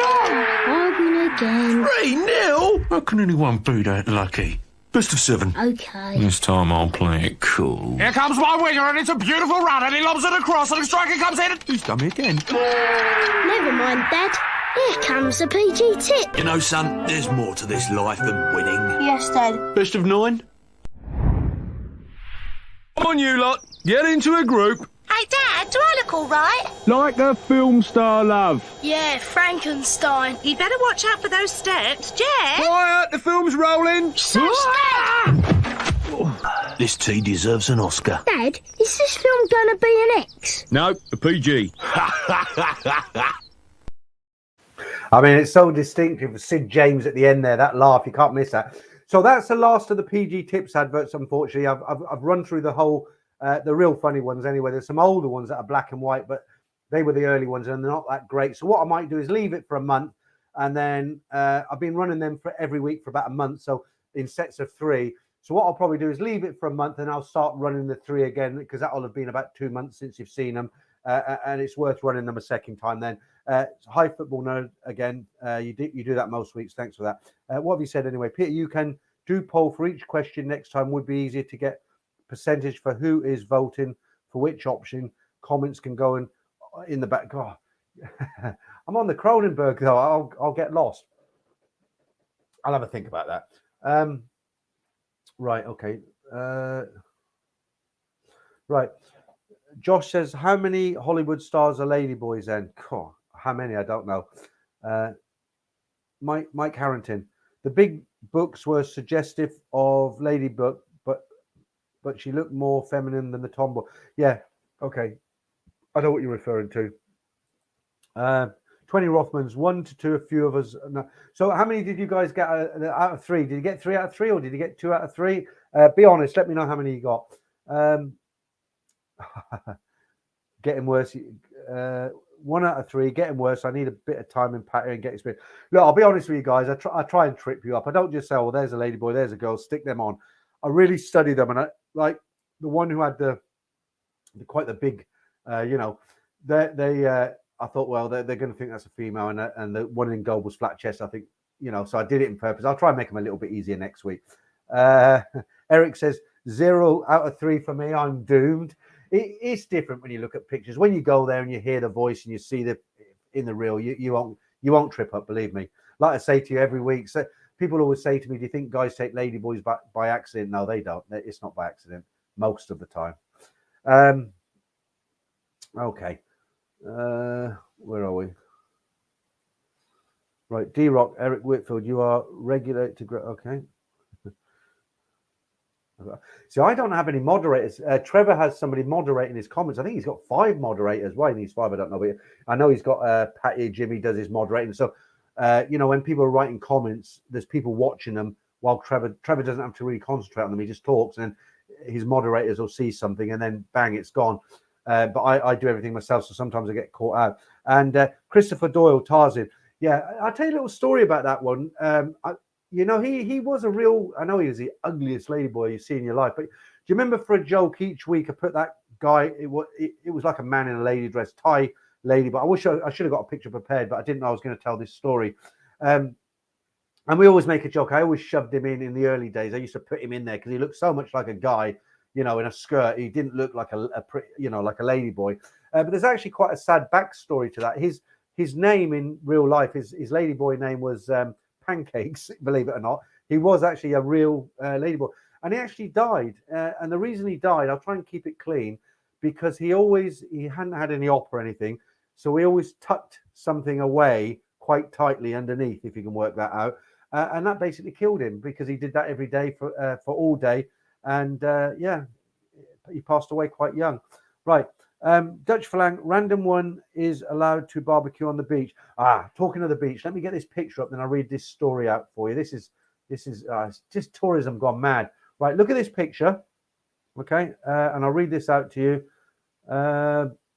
Right, the title is The Beach in Thailand is Ready to Reopen. More than 3 years after it was closed due to over-tourism, the Thai beach made famous by the film The Beach is to reopen to tourists. This is in Koh Phi Phi Island It was a setting for the 2000 movie directed by Danny Boyle. It became so popular after that, up to 5,000 day trippers would arrive every day. That led to the surrounding coral reef being damaged. So you can see there, I mean, there's just so many people in that photograph. And let me get another one up, but this is well, you won't feel sorry for this guy, but he probably feels sorry for himself. So this gentleman here, there's a story with him. So the story with this photograph is a Swiss expat arrested after drug rampage on Koh Chang. Police on the eastern island of Koh Chang have arrested a Swiss man after he began destroying his room while high on drugs. And it says the police says officers responded to a call from a homestay owner who reported that a foreigner was smashing up his room. The unnamed 58-year-old Swiss man was arrested after creating significant damage and a lot of noise in his room. Police also found out an amount of marijuana weighing just under 30 grams, which had been hidden in a dental floss box. A man told officers he purchased the pot for 500 baht. So there you go. He's probably going to be a guest in the Bangkok Hilton. He won't have to worry about his bill every day. Okay, how long we've been going now? Hour and a quarter. What are you guys saying? Yeah, Christopher Doyle, Tarzan. Where are we? Roger, I know another place, never been there. Many experts, northeast. You probably know it. Don't say it. Is that for me, that one, Roger? I know another place there. Many expats, northeast. You probably know it. Don't say it. Okay, I think I know what you mean, actually. Okay. Hedge fund, God help me. I may as well go straight to soy 6/1 and get it over with. Yeah. Soy /61. That's the ladyboy soy, isn't it? No, you'll be fine. I know most of you guys are joking when you put comments like that, but in real life, you won't get caught out. If you get caught out, it's because you want to get caught out, if you get my drift. All right. D-Rock said he only got 1 out of 3 this week. I won't put them up because they go so quick. Cohort 61, he got 2. Ryan Floe got 2. Marky Mark got 2. And got to give a shout out to Marky Mark because he introduced this to the channel ages ago. He sent me a load of pictures and I thought, Shan, I did it and it became very popular. And we'll keep it going, Mark. We'll keep it going. Stephen X got 2. Football nerd. Now people are going to get. The problem is when I got 3 out of 3, you get a bit of backlash. When you do this competition, you get 3 out of 3. You think, hey, I've got 3 out of 3, but you get the backlash because people say, oh yeah, how come you're such an expert? Right. Thomas got 2 out of 3. Steve got 2 out of 3. David 1 out of 3. Max 2 out of 3. Seth 0 out of 3. Back of the class, Seth. Gerardo 1 out of 3. Marion 1 out of 3. And Anders 1 out of 3. Frankie W 50% missed the first one. Gordon 1 out of 3. You've never had 0 out of 3, have you, Gordon? You always get 1 or 2. Richard Martin 1. Mike Sands 2. Where's Apple? 1 out of 3. Not too many people getting 0 this week, is there? Damon, let me go straight to Damon because you're a star. I told you not to do this. Damon is actually a friend of mine now. He always does this. It's kind of I'll speak to you tomorrow. Thank you, Damon. Damon, I met him on the stream just like you guys. He lives in the UK and we started sending messages to each other and I just phoned him one day because he sounded like an okay guy. I phoned him and we talk a lot on the phone now and we talk about Thailand, obviously. He's got a girl over there. And become a good friend. So thanks, Damon, and I shall ring you tomorrow. And as I always say, fish and chips on me when we meet up. Okay, right. Let me go back up. Where are we? Always puts me off there. Right. So Ziggy, I only managed 1. Could be a bit risky for me. No, you'll be all right. Like I say, when you're there. Oh, yeah, another superstar here. Look, Sis got 3 out of 3. Only two Dutch flag. Yeah. Yeah, I mean, all joking aside, the guy, he did what he wanted to do. He didn't harm anybody, did he? He was actually quite popular with the Thai people. Although he looked kind of bizarre compared to like regular ladyboys, he was kind of almost, what's the right word to say? He was popular with Thai people. They kind of took to him. It was almost the underdog sort of thing, Right, Stefan, you got 0. Okay. Yeah, the Rock in a Dress, Core Horse. Right, Paul Hoskin, I'm nervous when I read yours. It's more fun. Okay. Hedge fund. Darcy, thanks for the tip. Right. David Baker. Peter, can you name your favorite beach in Thailand? Well, I don't know the names of a lot of them. I'll tell you, right, I can. My favorite beach, and it's probably not the best beach, but for overall to go there, if you go for a weekend, for instance. So, of course, if you go out onto the islands, there's paradise beaches where it looks like where they made the Bounty advert. There's no one, they're golden sands. You've got the tree hanging over the sand into the sea. Perfect. But what else has it got? It hasn't got anything else. So for all around, for restaurants, bars, and just beauty, I like Chatham. Chatham is a 20-minute drive from Hua Hin, which is about, I guess, 80 kilometers, 70 miles from Bangkok. And it kind of looks a little bit like, the shape of it is like the main beach of Patia, where it's a crest almost. But the difference with this one, it's so beautiful. It's lined with palm trees, and all the leaves kind of interlock. So when you look down the beach, it's a kind of interlocking. All the palm trees are near enough interlocking. You can sit on the beach like you can in Jomtien. It's just so much nicer. You can ride your bike the entire length, and they've got lots of Thai style places you can eat, food carts, restaurants with bamboo roofs. It's just paradise. It really is. But be warned, though, it's not the sort of place you want to go on your own, because you might get a bit bored. If you meet a girl or you've got a girlfriend and you want somewhere nice to go, but you don't want to be stuck on an island that's got nothing, virtually nothing, one bar, and you go to Chatham. It's absolutely great for a couple. Okay. A nomad overseas. I read about pancakes. Yeah, got cancer from tucking it away. That's it. He got cancer. I didn't say that. Yeah, so he got cancer from tucking it away and ended up having to get the chop in order to stop cancer spreading, but it didn't help. Yeah, I seen him on a hospital bed, like with all these tubes and that, and I kind of felt really sorry for him. When I first seen the pictures of him, I was kind of taking the mickey and look at this guy, Tarzan. But at the end of the day, he was a human being, wasn't he? And he was, all right. Right, David. Good night, Peter. Up for work at 2 a.m. Leeds to London for 8 a.m. Arctic, loads of steel. So I guess you're a lorry driver, David. Yeah. Thanks for joining us tonight. Have a good trip. Then you and everyone else thinks that Tiger want to see the old Patia gone for some reason. Okay, so let me just do something here. Okay, right. So I just obviously that guy's got a chip on his shoulder about something. So I only read out or say what I've read. I'm not saying it's like chiseled in stone and that will definitely happen, but yeah, I read these stories and I wouldn't repeat them if I didn't read them somewhere else. Richie Ward. 66%. I go to Thailand for my first time and end up with a girl. All right. 33 says, "Whoa, he flosses with pot. That's not very okay." Okay. Right.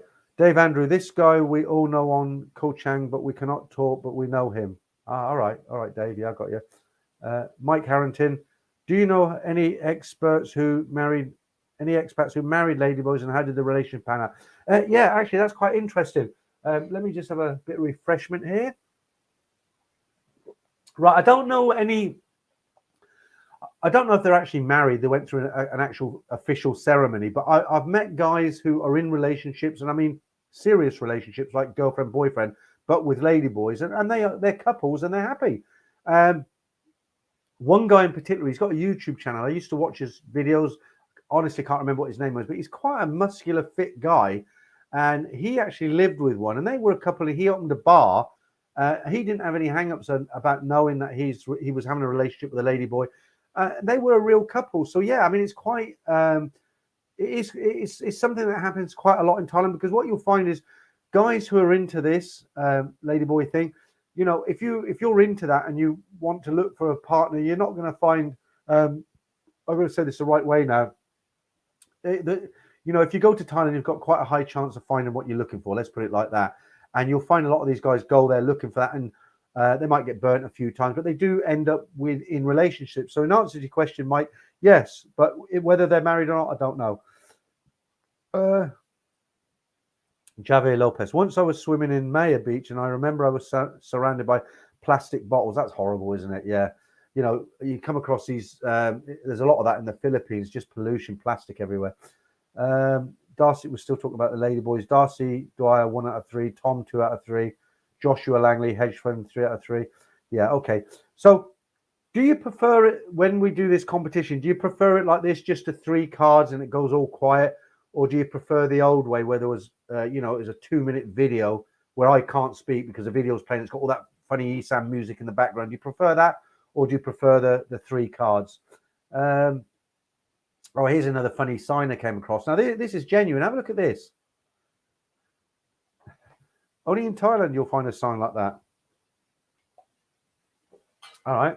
Nothing more to be explained on that. Okay. Right, guys. If you're not British, I apologize because you won't get this. But I found this today. I had to play this one. It's about 30 seconds long. And if you're kind of my age, this will put a smile on your face.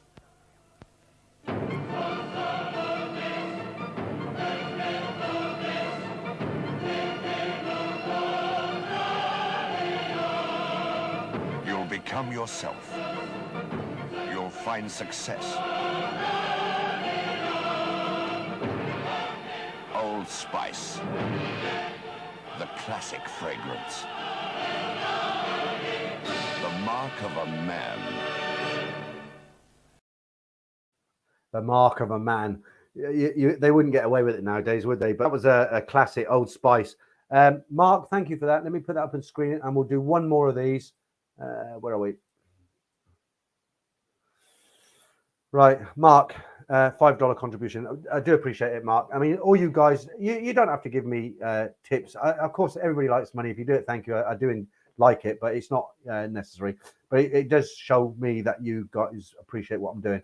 Right, let's go back and do one more. I mean, these are not going to bust a gut laughing, but I just think they're kind of classics. Let me just get rid of this Mark's contribution there. Right, we'll just do the one of this one for now. We'll see how this one goes down.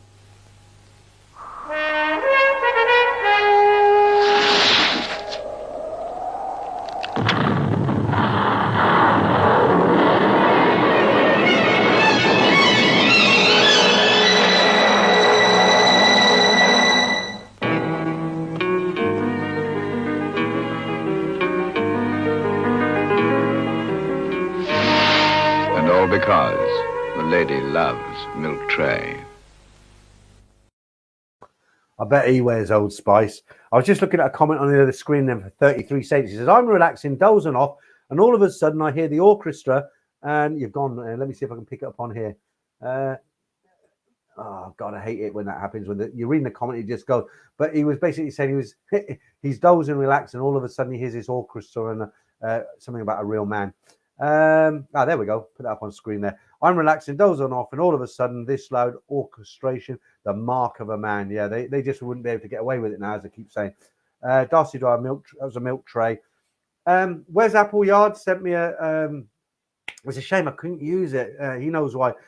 These PG tip adverts with the monkeys. I didn't know they have them, or they used to have them in Australia, and he sent me 2. I've got it. I should have uploaded it. I'll try and get it up for next week. But he sent me 2, and there was some department store, and they're similar to PG Tips, but they're advertising a department store. And the guys, the male monkey's rollering, and his wife said, "I don't like the color" or something. But the thing with the Australian ones, they're really down to earth. If you know what I mean. I mean, they're not. They don't hold back. So when the wife sort of complains to him, this monkey starts calling her names, and one of them I can get away with, but one of them he was calling the B word and a couple of B words actually, and I don't know how they get away with it on TV. But I did say to Wes, I can't use that one unfortunately. But it's so funny. Maybe I'll put it up on my website, and I'll let you know it's in. You can go and have a look at it there if I remember. Red Hammer, thank you, mate. I appreciate that. Another £5 there. It's buying a pint for me, mate. I'll tell you what, if I meet up with any of you guys in Thailand, you'll get a drink from me because I'm not a cheap Charlie. I'm not rich, as it were. I'm a long way from being rich, but I pay my way. So if you ever bump into me and you buy me a drink, I'll definitely buy you one back. I don't sponge, not at all. Right, Colin Kerry, the Marshmallow Man. I don't know.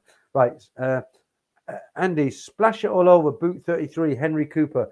Yeah, do you know what? I was gutted really. I found some really good Carlin adverts, and I couldn't use them because of YouTube's really strict policy on music. And one of them was the Dam Busters. So it's a beer advert, but you see the Lancaster coming in to the raw dams. And apologies to any Germans on it, but you see the Lancasters coming in. It's got that music, you know, and it comes in and it drops his bomb, and you see this German come up on the dam, and he catches it, and so they go round again, and it's got this music going, really good. And they drop multiple bombs. He's like he's a goalie. He's catching these bombs like this, and it's so funny. And couldn't do it for you guys because why? Because of the Dam Busters music. Because as soon as you upload it, YouTube recognize it, and they basically say you can't use it. And there was another Carlin one. Is all the Carlin ones are really good, but they tend to have music with them. The Heineken ones, they don't tend to have musical backgrounds on them, so I might try and get a few more of them.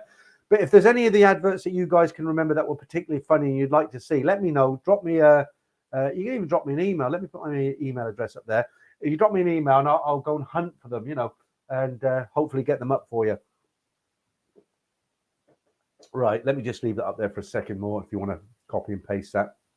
I think we're nearly there now. Let's see if we've missed anything on here. The monkey ones were quite good this week, weren't they? Yeah, that's about all right. Let's finish off with your comments. Right, Chewy says, "Can I ring the bell on you?" Laugh out loud. Yeah. Frankie W, what you said, talks the same with the oxygen mask off. Yeah, that's something else I'm not looking forward to. If I book this flight, I'll tell you all about it next week, guys. But as far as I know, you've got to wear the mask on the aircraft all the way over, haven't you? That's going to be quite difficult for me.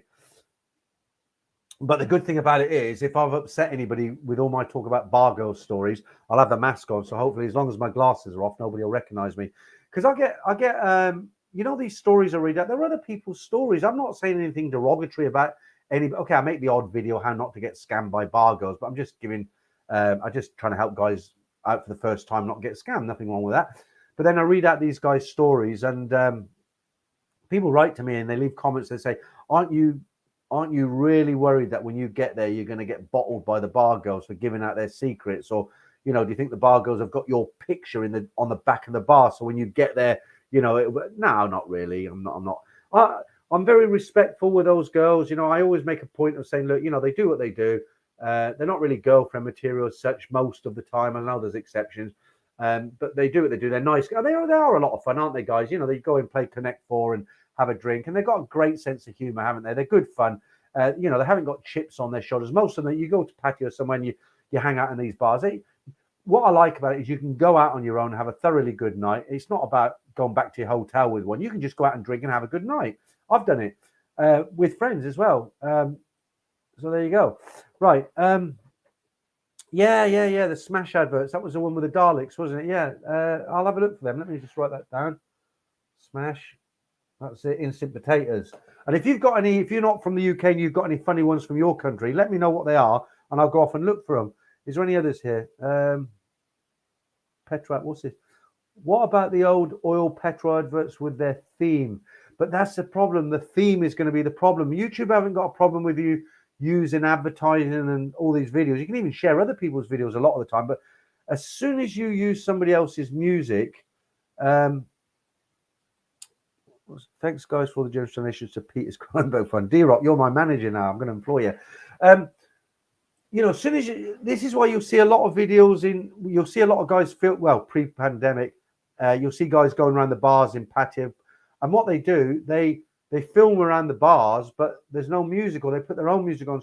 So if you have a recorded track a bit of music being played in the bar, and you walk past that, even if you're not filming that bar, you're filming down the street, but that soundtrack comes onto your phone and you upload it to YouTube, they just take it down immediately. There's no mercy with that.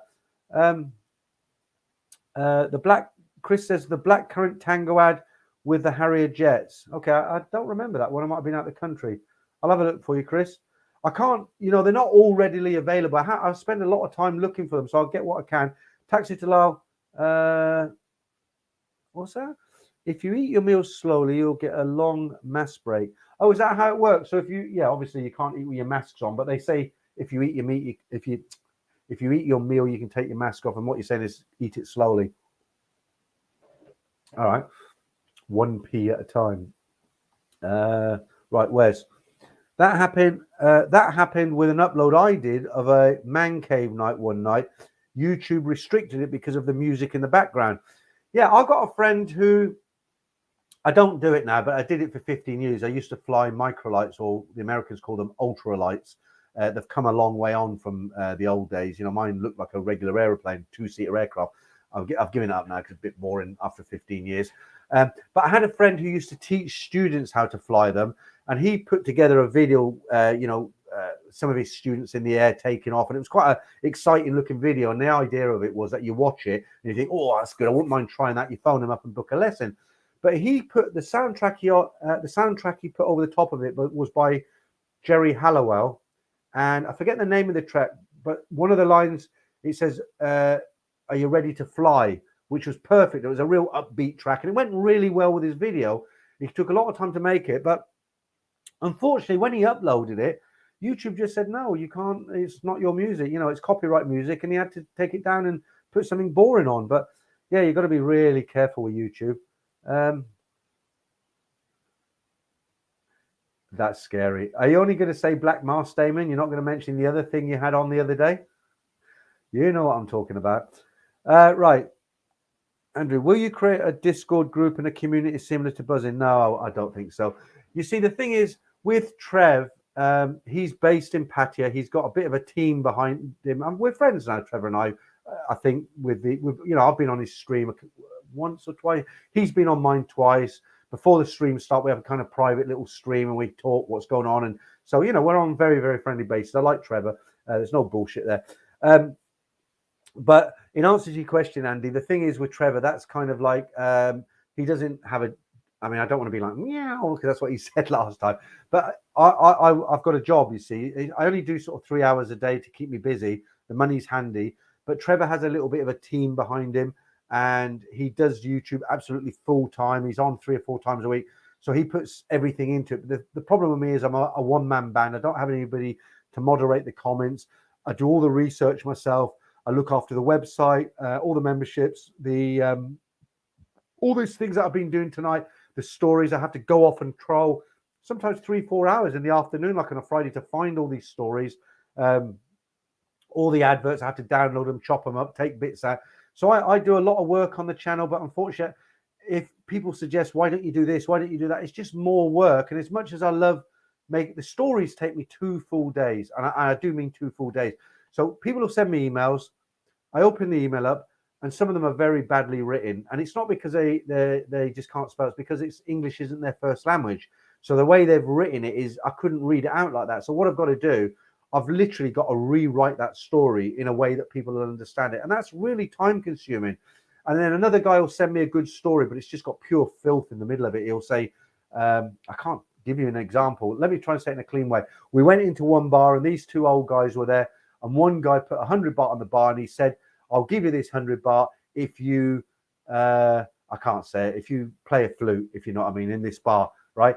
And you just cannot, YouTube is so strict, you cannot come out with stuff like that. So yeah, it's a difficult one. I do everything myself. I enjoy the live streams, but them stories take 2 days, 1 day to read them out, to prepare them. And then the next day I have to actually sit. I actually rehearse them. So when the 3 stories, I don't just read them out and bang, that's it on a recording. I actually have to prepare them. I read them once to make sure they come out really nice. And then I have to do little edits again. And then I actually tell the story into the camera. And then I have to play it through the video software. And I have to cut out all the, sometimes I cough. Sometimes I say, he went to, and I have to cut out that. That's why when you listen to the stories, you think, well, this guy's telling a nice story. It flows nicely most of the time. But it's all rehearsed and prepared. So that takes 2 days. The live stream takes virtually all day because I do a lot of preparation in the daytime. I work, and that's a very long way to say, no, I won't be doing a Discord group. All right. David Baker. Right. Any viewer stories tomorrow? Yeah, every Saturday, David. Every Saturday we have viewer stories. I said this right at the beginning of the stream. I'm going to say it again. If you're one of those guys who listen to the stories, you like the stories, but you don't actually watch me on the screen, and I don't blame you. I'm just sitting in front of the camera. Who wants to look at my ugly mug for an hour or half an hour? I've got something special for you tomorrow, guys. There's 3 stories. The first one is a guy, he's reminiscing when he was there in the 80s. It's quite interesting. It's not a story, just when he went there, what Thailand was like. And I thought, this is good. I'll put this out. And it's gone down well. So that's good. Then there's a regular bar-girl relationship story. Now I'm talking about the third story, the last story. I can't even tell you what it's about because I don't want to give it away. But if you like the stories, I'll just say, when you listen to the third story and it's been going for a while, try to watch me on screen towards the end. There's a reason why I'm telling you that, because if you don't, you'll miss something very, very important that I've put on there when the story ends. And if you watch it, we'll talk about it next week. Right. Andres I can't pronounce your name. I'll just say Andres. That's a Carlin Black Label commercial. Love it. Yeah. Okay. You're talking about the Dam Busters one. There was another one I looked at as well, which was really funny, but they put this music off the top. You can't use them. Right. Paul Thompson. Few friends were booked up to arrive in Patia on the 13th of December. They cancelled and rebooked for April 22. Bars won't be opening in January. Yeah, but Paul, I don't know if you're in earlier, but like I was saying, I'll say it really quick so I don't bore the guys who did hear it. If you, for example, go down Soy 4, Nana Plaza's closed, right? But you got Stumble, it's open. Big Dogs is open. Hooters is open. Hillary's is probably open. Swan Inn is open. The Beer Bar is open. It's a night out, isn't it? That's just Soy 4. Paul. Okay, I can put that one up, Paul. Paul's comments are very creative, but I have to. Paul's comments are the only comments that I screen before I put up because sometimes they're interesting. Let's put it that way. Right. Right. There's another Paul, but this is Paul A. The bars have better things to do than watch these channels. No offense. Who said the bars watch YouTube channels? You're putting words in my mouth, mate. I never said that. Right. Paul A. Okay. All right. Right. Yeah. Okay. Sorry. I apologize to you, Paul, because I did get a little bit offended the way that came out. That's why I was a bit like that. But you're right. The bar girls have better things to do than watch these channels. Yeah. And not only that, most of them wouldn't. They're not. I'm speaking fast, so they wouldn't understand. And that was somebody made that point to me because I said, "Oh, I'm a bit nervous because this is the first time I'm going back to Thailand after having a channel." So. The channel's starting to grow now. I've got just under 28,000 subscribers. Thank you, guys. Really, thank you. It's amazing that I've done this from England. But I suddenly thought one day, Christ, when I get to the airport, I might have some disgruntled guy who's got a bar girlfriend who's, really upset with me. And I was a bit, not nervous, but it did cross my mind. And somebody said, look, these bar girls, they're not going to watch the channel. Right. Chris Kringle, bars will never reopen, sadly. No, they will, Chris. They will. Oh God, I said I wasn't going to do too long tonight. How long 45 because I'm on every week. I said I was going to just do an hour and a half, but we're still going. What Mike says, the bar girl's very obliging. You can get straight to the point, no messing. Yeah, a lot of people don't understand that. I'm married, guys, so I don't indulge, as it were. Let me just put this up, another super chat there, and I want to explain something about that. Right, Steve, thanks for that, mate. I appreciate that. Right, what a lot of people don't understand, I meet people who have never been to Thailand, women and guys, and they've seen my channel and they watch it, but they know I'm married, and they say, "Oh, I don't understand these guys. They can't get a girl in their own country. They have to." Let me just get rid of this. Right, so let me start again. So I talk to people who see my channel and they say, "Oh yeah, I watched you on YouTube and it was kind of fun, but I didn't get it." And right, tell me about these bar girls because I've never heard about this before. And a lot of them have this assumption that any of you guys who go out to Thailand and have fun in Thailand, you're only doing it you're only going off with bar girls because you're so ugly you can't get a girlfriend. That's the assumption of these people. It's like, oh, this guy's got in England, he can't get in America, he can't. And I try to explain it in a nice way, not to offend women. I'll say things like, it's not that, it's hard work, isn't it? I keep saying this, I'm not single, but I know guys who are single. They might be 40, 50, 60, but it's hard work.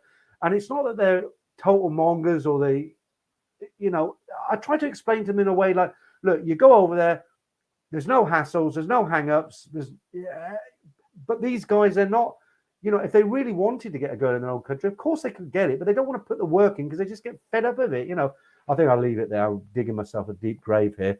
Taxi to Low, you could do some Thailand-bound T-shirts for some pocket money. I don't think anybody would buy them. Taxi to Lao. I don't think anybody would buy them. Right, prior 9.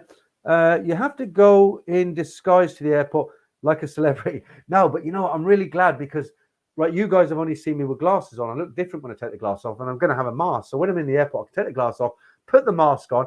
But I really hope, and I'm not just saying this, guys, I hope I meet some of you guys.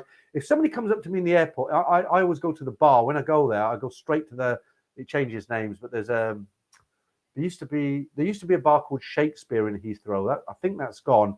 The place I now drink when I go through the customs and everything, when I've gone through immigration, there's I'm just trying to think where it is. So you've got 2 levels. On the top level, before the escalator's going down, there's kind of like a sushi place. There's a belt that goes around with the sushi. And then to the right of that, there's some escalators go down. And as you go down the escalator, there's a big kind of restaurant with leather seats, and it's a bar as well, round bar. I go in there, and it's quite pleasant, quite nice. I have 2 or 3 pints before I get on the plane. But I hope if any of you, if I bump into any of you and I haven't pissed you off, I hope you'll say hello to me and we can have a drink together before we get on the plane. And my best friend in Thailand, or second best friend, Simon's always been my best friend, but my best friend in Thailand, that's how I actually met him, a guy called Sam. He's dead now. But I went into Nana one day in the afternoon. I don't drink in the daytime. And I remember this one, might have heard this story a long time ago, but I went to Pantit Plaza to buy some computer bits and pieces, leads, discs, and that's where you used to get all the computer bags, things like that. And I had a place in Soi 4 at the time in the Omni Tower, and I don't drink in the daytime, but it was really hot. I'd been on my feet all day. I was really sweating. I thought, you know what, I'm going to have a Heineken. I'm going to have a bottle of Heineken, and then I'll go and have a shower. And I went into, I walked into Nana. This is the bar's open in the afternoon at the entrance. I walked in, and on the right, they've got a bar called, it used to be called, I think Piccolo's was that Soy Cowboy. That was the first one there.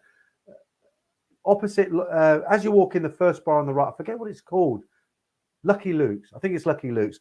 And there was a guy sitting there, this guy I'm talking about, and we just got talking. Like, this doesn't happen in the UK. You talk to somebody, if you go into a pub in the UK and you start speaking to somebody, they think you're either a scammer or you're after his body, or it doesn't. But in Thailand, it's a different vibe, isn't it? I got talking to this guy, and believe it or not, I don't know how my body coped with it, but I had a beer, got talking to this guy. I thought, this guy's all right. Had another beer. And by 5 o'clock, I was thinking, right, I'll go home. I'll get something to eat. I'll have a shower and I'll have a sleep for a few hours. I'll come out later. 7 o'clock, I was thinking, right, we're having a good time here. 9 o'clock, I'll go up. I'll have an early night. By 10 o'clock, I was absolutely starving, but I thought I'll leave it till midnight. And this is from 2 o'clock. I'm still drinking. I think I got drunk and then sober again, and then drunk again, sober again. Midnight, I had to eat. I said, look, there was a burger outside on the 3rd floor. What's that bar called? It used to be called the Carousel. Billboard, I think it's called. There used to be a guy with a hot dog stand there. We went up there. We had not a hot dog, a burger. Right, honestly, it's a true story. From 2 in the afternoon, we've been drinking since 2, and it's now midnight. Had a cheeseburger. We finished the cheeseburger on the balcony. We thought, we might as well go into the Carousel. Had more drinks in the Carousel. Came out of there. This is when the bars were open all night. Came out of there. I think it was 2:45 or 3:15. What did we do? Did we go home? No, we didn't go home. We went to Thermae, didn't we? And I remember coming out of Thermae at 6 o'clock in the morning, standing on the street, absolutely hammered, watching the Thais go to work, hanging off the buses, And that was a long story, but that's just to let you know that if you ever see me in the airport or in Thailand, say hello, and we can have a couple of beers together. Right. Where are we? Okay. Eric says the AAMI car insurance commercials in the 1980s were funny. Look at Lucky. Okay, I'm going to have to look at the AAM commercials. Right, let me write that down. Because I'm English, I've not heard of them. AMI. I've just put Oz then, I know. Commercials. Right, I'll have a look for them. If anybody else has got any ideas for adverts, the only thing is I can't, like I said to you, I can't show them if they've got copyrighted music on them.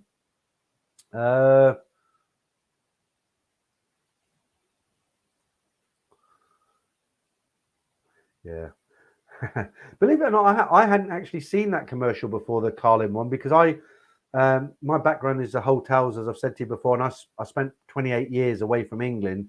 4 years in the 4 or 5 4 years in the Middle East, and the rest of my time in Southeast Asia. So a lot of the time I was away, I didn't really have a lot to come back here for, so I didn't really come back too often. Right, Paul Thomas, few friends were booked up to arrive in Patia on the 13th of December. They've cancelled and rebooked. Oh, we read that one out earlier, didn't we? Paul Hoskins. I'm going to read it first, Paul. Okay, I read that one earlier. Let me go. I think I'm reading old comments here. Yeah, but the original Flake advert, but were they really funny? Crusher Crusher puts a smile on my face that name. I remember, you know, the girl, she unwraps a yellow label and she's like all sultry and that, but I don't know, were they funny? I mean, you know, I really want to get the funny ones, the real funny ones. Like, I think I'll do some more Peter Kay ones next week. I don't know how many he did, but hopefully I can find some more. They were good. When I like the one where he said, it's his daughter, she's having nightmares about the wardrobe monsters. And he said, it's not the wardrobe monsters you have to worry about. It's the burglars coming through the window. Very funny. Right. Prior 9, can't wait for the stories tomorrow, Peter. We appreciate their work, mate. Yeah. So, look, like I said, I keep saying this because I want you guys to see this. The third story, watch me to the end and just watch what comes up on screen. It's, I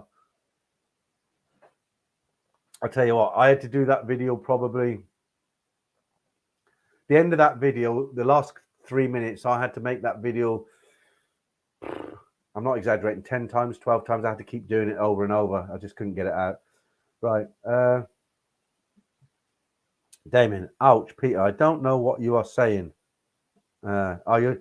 Yes, you do. We're talking about something that was stuck on your front mudguard of your bike when you were wearing that mask. I'm not going to say any more than that, else you won't be able to come on here again and show your face. Right. Who's that from Sydney? Right. Dino J. Good day, mate. Greetings for Sydney. Love your stories. Thanks. Yeah, 3 more in the morning. I guess in Sydney now it's got to be early morning, sort of 10. Well, it depends. It's a continent, is it? Australia's so big.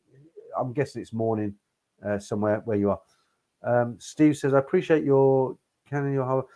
Okay, thanks, guys. I wasn't looking for compliments or thanks, but I was just trying to explain what's it involved. Right.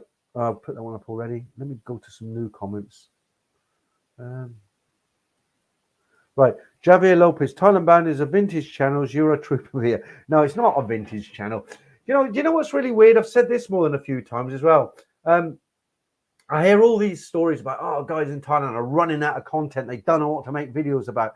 It's really weird because all those guys who are in Thailand, a lot of them, they are struggling because how many times can you film the beach, the closed bars, and they're like, they don't know what to make. I mean, fair play to them for keeping it going. They don't know what to make videos about. And here I am stuck in England. I'm not short of content whatsoever. I've got Nat and Dave. Dave's out, isn't he? The new one's in now.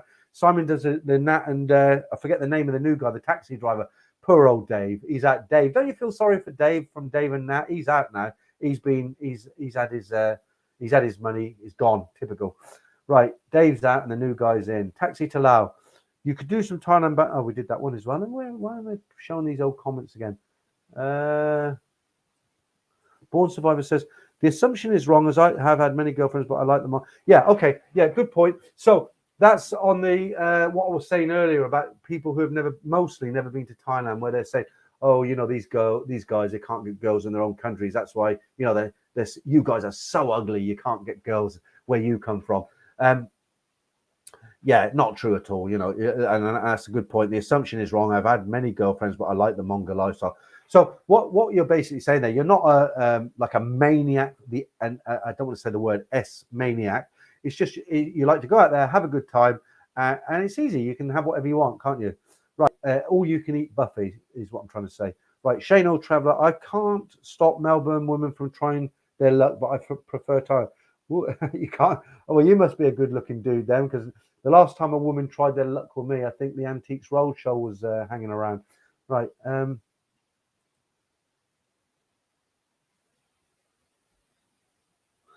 Well, I'm not going to comment on that. You could. I've heard people say that before, but there is a lot of people who have died.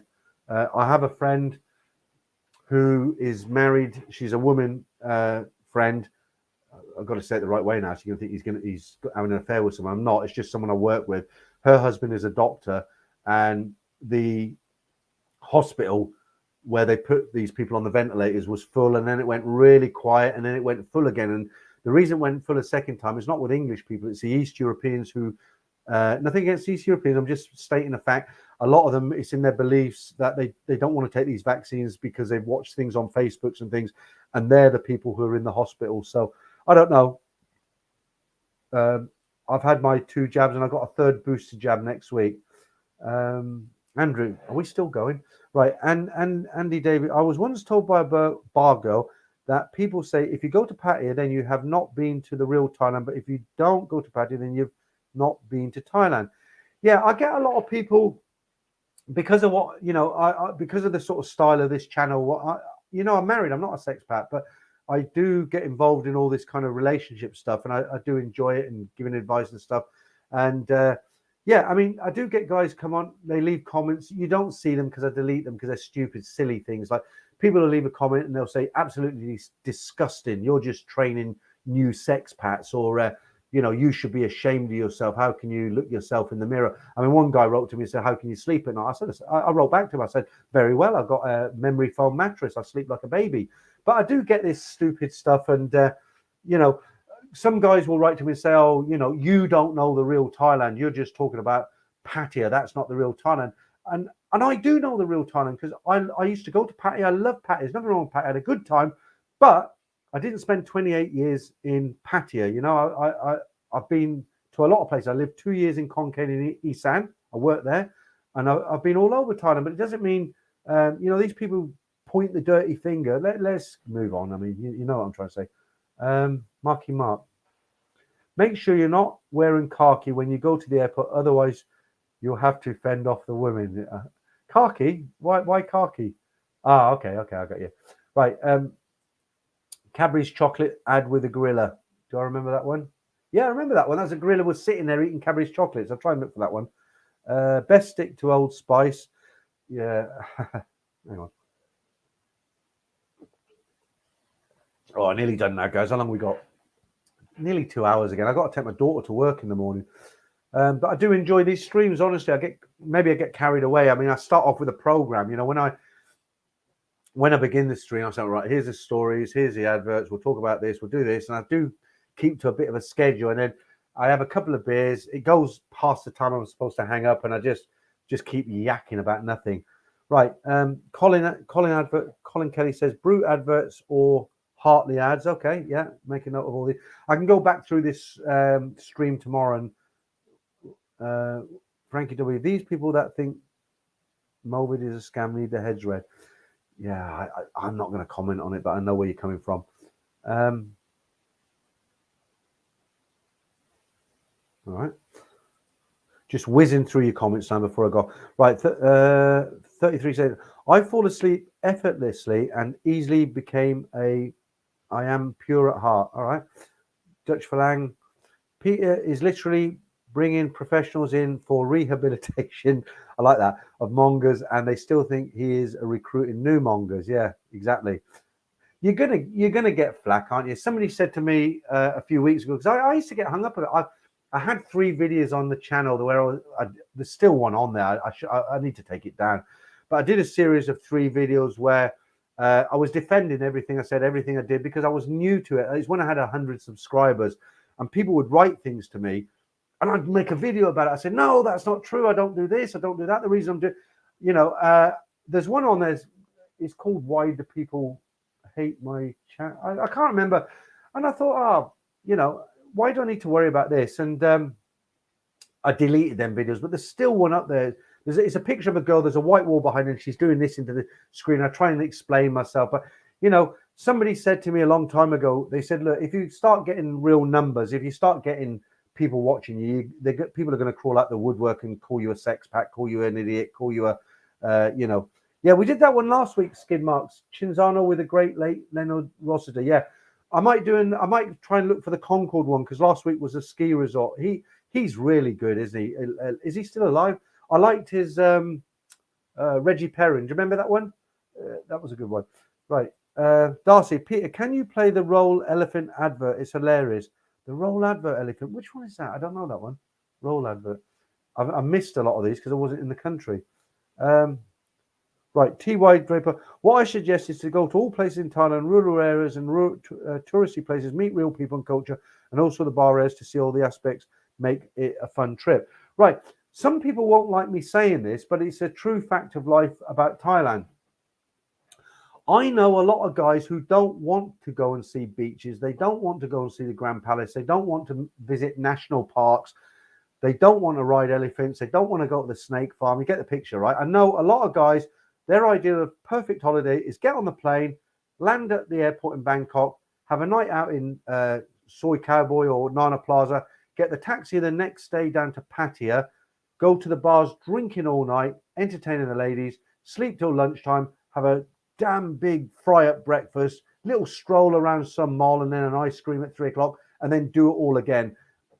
There's a lot of guys, that is a perfect holiday for a lot of guys. Now, if they like doing that, I'm not going to criticize them. I know I've got friends who do that. Now, on the other side of the coin, as I always say, if you're one of those guys who you think that's a waste of your life, drinking's going to kill you and all the rest of it, and when you go there, you just want to go to some quiet, secluded beach and rent a very secluded beach hut and sit and watch a sunset with your girlfriend, fine, great, no problem. But the guys who do the other thing, that's up to them, as long as they're not hurting anybody, right? Hedge Fund says, Peter, trolls are trolls. You are right to treat them with the disgust they deserve. Yeah, I'm not rude to anybody. I don't generally say anything rude. I mean, I had a guy the other day. It was one of my early stories. I'll get into this now. Just quick before we go. Let me have a quick slurp on this. Shall I open another one, or is that too much? 2 hours. Let's hang on a bit. I had a guy the other day. He wrote to me and he said, I'm just trying to think. Was it yesterday? It was yesterday. Right. So one of my early stories, it was about 2 years ago. It was when I first started and I was getting into the stories. And it was one I did from memory. And I just sat in the chair like this and I was talking to the camera and I was telling this story. And he left a comment and he said, I'm trying to get it now.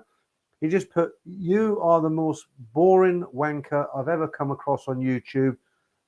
You don't deserve to live," or something like that. And he didn't say you didn't deserve to live. He says, "You are the most boring wanker I've ever come across on Thailand. And it doesn't surprise me that you go to Thailand because you're so ugly, you'd never get a girl in your own country." Didn't know I was married. And I just wrote back, his name was Dennis or something. I just wrote back and put, in the old days, I would have got really angry and said, "Oh, you don't know this and you don't know, and look how many subscribers." I just wrote back and I said, "Would you like a refund, Dennis?" You know, because that's what happens. You know, it's just, you know, in the early days, I was, it used to upset me. Like I get, I put a video out and I get 40 people say, "Oh, that was great stories, really enjoyed them. Thanks for your hard effort. Like number 2 story, this happened, that." And I'd get one guy write to me and he'd say, "Oh, you made them all up. You're a fantasizer. You've not even been to Thailand." You know, and I'd get all upset and I'd write to the guy and I'd make a big explanation. But you don't win, because what happens if you try and engage those guys and you explain it to them, they come back with something else. You can't win. So one guy wrote to me and he said, "Oh, you're a total tosser. You've never been to Thailand. You're just regurgitating other people's material. Have you ever been to Thailand?" And I just wrote back and said, "No, it sounds lovely. What's it like?" You know, and that's, hopefully that will get to them. Right. Okay. Steve, you say, "Pete, do you know what, Steve, before I read your comment, I'm going to crack open another one." I mean, I've still got 267 people in here. When it gets, I know I'm ranting on a little bit, talking rubbish now, but if you still want to listen, if I haven't bored the pants off you yet, then I'll have another beer and I'll carry on for a little while longer. Because this is the time of the night when I start letting it all out the bag, as it were. All right, what are you saying, Steve? Peter, in the United States, we call them trolls. Yeah, that's generally what they're called, Steve. But some people, you have to be careful, because some people leave this sounds stupid, but they leave what I call positive negative points. And hang on, have you done that again, Marky Mark? Mark, that's the second time you've done that. Look, thank you, Mark. I do. Look, if we ever meet up in Thailand, the first 3 rounds are on me, right? I promise you that. Let me put that up on screen for you. And now you've made me forget what I was going to say. I forgot what I was going to talk. What was I talking about? It's gone now. Right, Damon. Darcy, yep, that was brilliant. Okay, you're talking to someone else. 20 Rothmans, 98 my male Thai friends uses flang. Oh, we were talking about the trolls, weren't we? Well, that's it. It's come back to me now. Right. Yeah, so it's easy to fob people off and say, "Oh, that guy's just a troll." But sometimes people come with what I would say are positive, negative comments. So you could get a guy right to you to kind of say why he's not a troll. he'll write something to me and he'll say something like this. He'll say, and I listened to him because several people wrote. So this is in the early days. So he wrote to me and said, "Oh, Peter, I've just started watching your channel. I do enjoy these stories, but don't take this the wrong way. You go on a bit at the beginning. The intro's really, really long." And I think, get stuffed. Just carry on doing it, right? And then somebody else wrote back and said, "Oh, I like your videos, but the intro's really long, you know." And I'm like, another one, get stuffed. And then after about 5 people, I thought, well, there must be something here. So I went back. This is like 6 months into the channel. And I'm just watching the numbers here, because if you all suddenly disappear, I'm going to disappear. Let me just refresh, make sure I'm talking to somebody. Yeah, still got some people here. So after sort of 4 or 5, maybe 6 people wrote the same thing, I thought, well, hang on, there's something in this. And I went back, and you can actually edit in. You don't have to download the video, delete the video, and re-upload it. YouTube have got an editing. You can go into the back of the program, and you can actually edit the videos. So I went in and I had a look. And yeah, they went on, guys. I mean, I'd start off and I'd be like, yeah, this guy came from here and he was about this. And it was like 6 minutes before the story started. So that's what I class as kind of like a negative, but it's a positive, because they're not saying, hey, you're a wanker. They're saying, I like your stories, but your intro is too long. And I listen to it, and I don't do that now. So I'll come in on a story you'll see tomorrow. I'm like, hi, how's everyone doing? Thanks for watching the channel. I'm Peter. Bang, story goes. So, you know, there's nothing wrong with criticism if it's in a kind of positive way. If you just write to someone and say you're a total tosser, and you don't tell them why they're a total tosser, then it doesn't mean anything. But if you write to somebody and say, look, I don't like you because you said this, then you can write back in an adult fashion and say, well, I said it because of this, or yeah, I shouldn't have said it. I apologize. Right, let's get back to you guys. I'm going on a bit now. Right, have we read that one? Right, Dutch Falang, you already shorted the intros on the stories a half a year ago. Yeah, I did, but if you recognize what I just said then, I said this was 6 months into the channel. So this channel's been going for 2 years now, and I was just trying to make the point that I do listen to criticism if it's in a kind of positive way. All right. Right, 33. These chats are always a good time. Yeah, I've still got 265 people, so keep it going. I've opened the third one now. I shouldn't have done that. Damon will disappear now. He's working tomorrow. It's 11 o'clock. Are you still there, Damon? Thanks, Dave Andrew. I won't put that up, but I appreciate that. Brian Street, get your flight in the morning. Enjoy the ride of your life. Yeah, Brian, let's do it. Let's go for it. Let's get that flight. Ed was surprised because when I watched Ed's stream last night, like I said at the beginning, I left the comment and I said, yeah, I'm trying to book my flight for December. And because Ed gets a lot more people in than me, he read it really quickly. He says, oh, you've booked up, have you? He looked really surprised. But because I know he's going in January. Right. Mark, Santa Cruz. Keep going, Peter. Never mind your daughter in the morning. No, I have to take her to work. She's I give her a tenner a week pocket money, but she works at the weekend in is it one of the big department stores?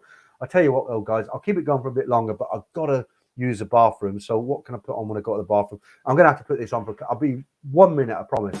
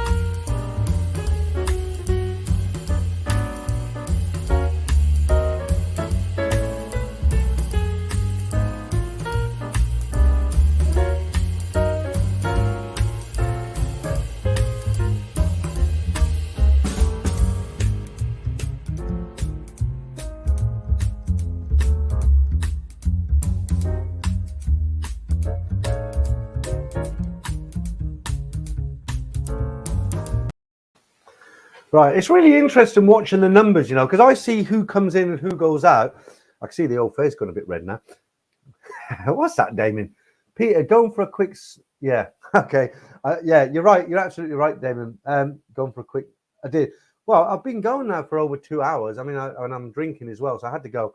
Yeah, it's really interesting. We get the numbers, you know, so I've noticed when I do the Ladyboy competition, before I start it, I'll have like 320 people watching. And then when I do the Ladyboy competition, it drops down to about 270, 275. And that, I suppose, sensible people watch and think, oh, I'm not into this Ladyboy.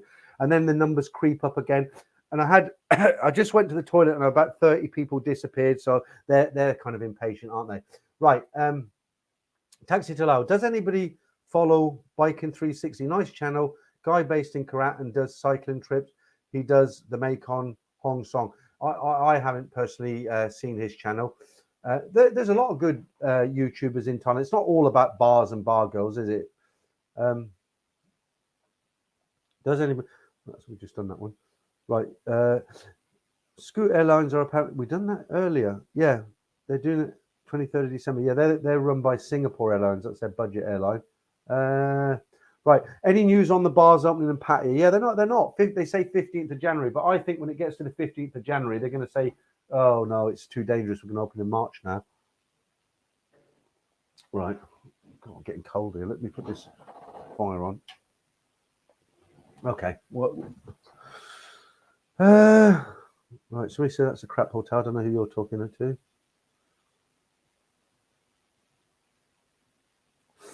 Right, Roger says, no, the Gorillas play the drums. Phil, yeah, I remember it. Phil Collins in the Air, that's right. It's Phil, yeah, I remember. Okay, I'm going to look for that one. Right, hi, Mark from CT2. Hi, Peter. Hi, friends. We've been going for 2 hours, 11 minutes now, Mark. I hope I caught some of it a bit earlier. My face is going red now. I'm on my third beer, so I hope I don't say anything out of order. Right, what were we talking about? We were having a chat about something, weren't we? The trolls, wasn't it?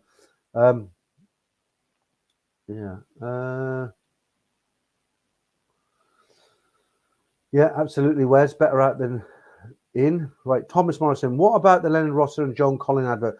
We did one, Thomas. We did one last week. I'll look for the Concord one because the one on that one was he always spilt the drinker over. The one last week they were in an Italian ski lodge.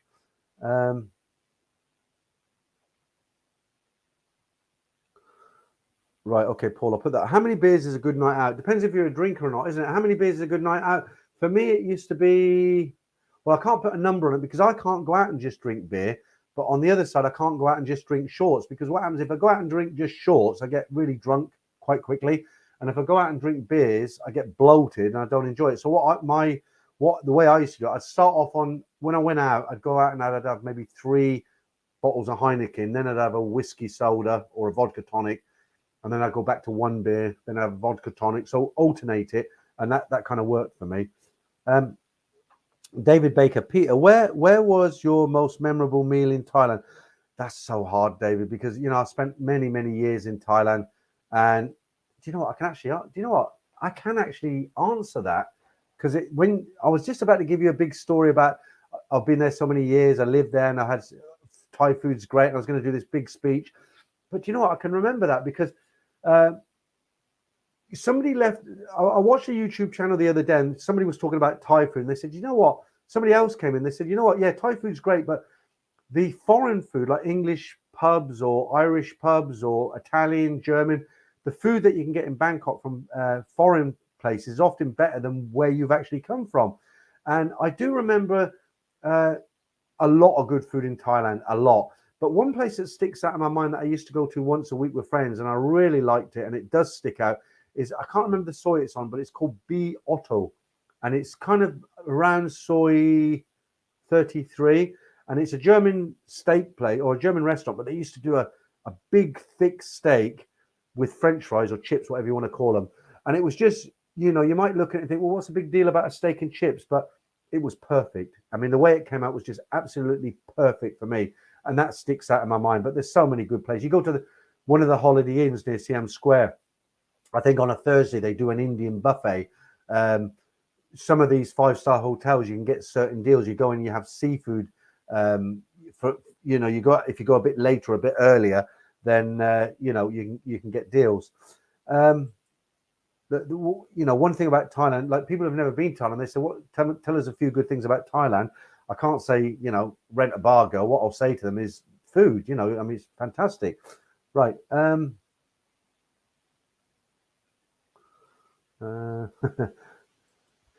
There isn't any wind tonight, Steve. It was actually quite fresh when I went out there because it gets hot in here. And standing outside, it was quite fresh. Right. Let me finish this one off. I don't know if I'm going to get to the end of this because I don't want to. Do you know what?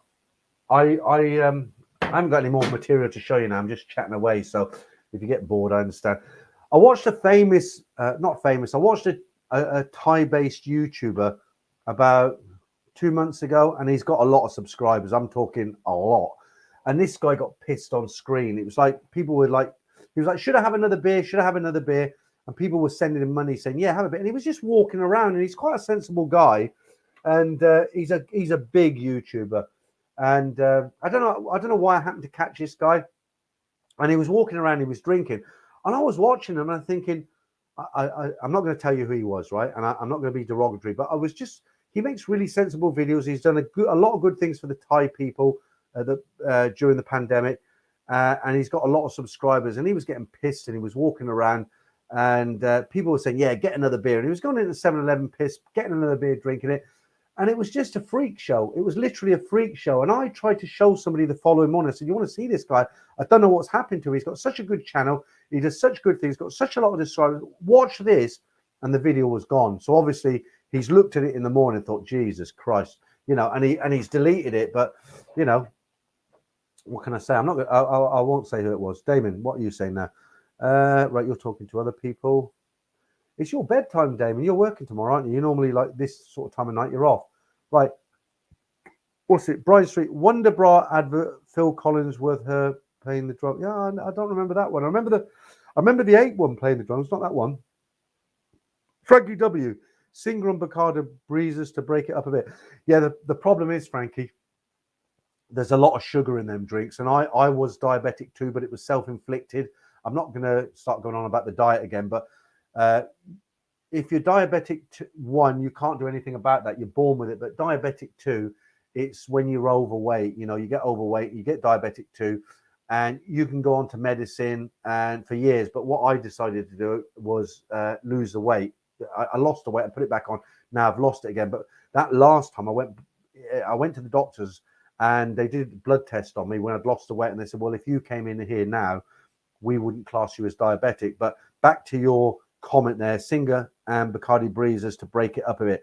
The reason I drink vodka tonic, that's not my drink. My drink when I drink a short was always black soda Coke. So half soda, half Coke, black label. That was my drink.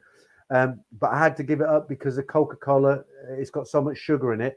And it's like these Bacardi breezers. Yes, they're very, very nice. They're very, very tasty. I've drank them and I do enjoy them, but they've just got so much sugar in them. I think if you did that every night, it's really not good for your body. Right. Chewy said they're called trolls for a reason. Okay. I think a lot of these guys, what I've noticed about these guys who are negative on my channel, I don't want to give them airtime, but let's just get this out in the open quick. I've noticed a lot of these guys who leave these comments. A lot of them, I think they're based in Thailand, who are not other YouTubers, but they're guys who have maybe retired too young.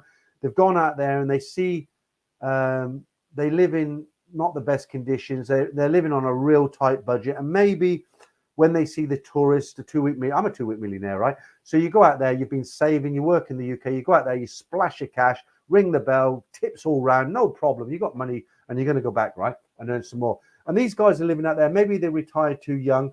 I just think they get a chip on their shoulder. I just think they see tourists out there having a good time and they get angry because they've retired. They didn't retire with enough money or enough pension, whatever it is. And I think these guys, because they can't afford, these are the guys you see sitting on the steps of 7-Eleven with a small can of Leo drinking.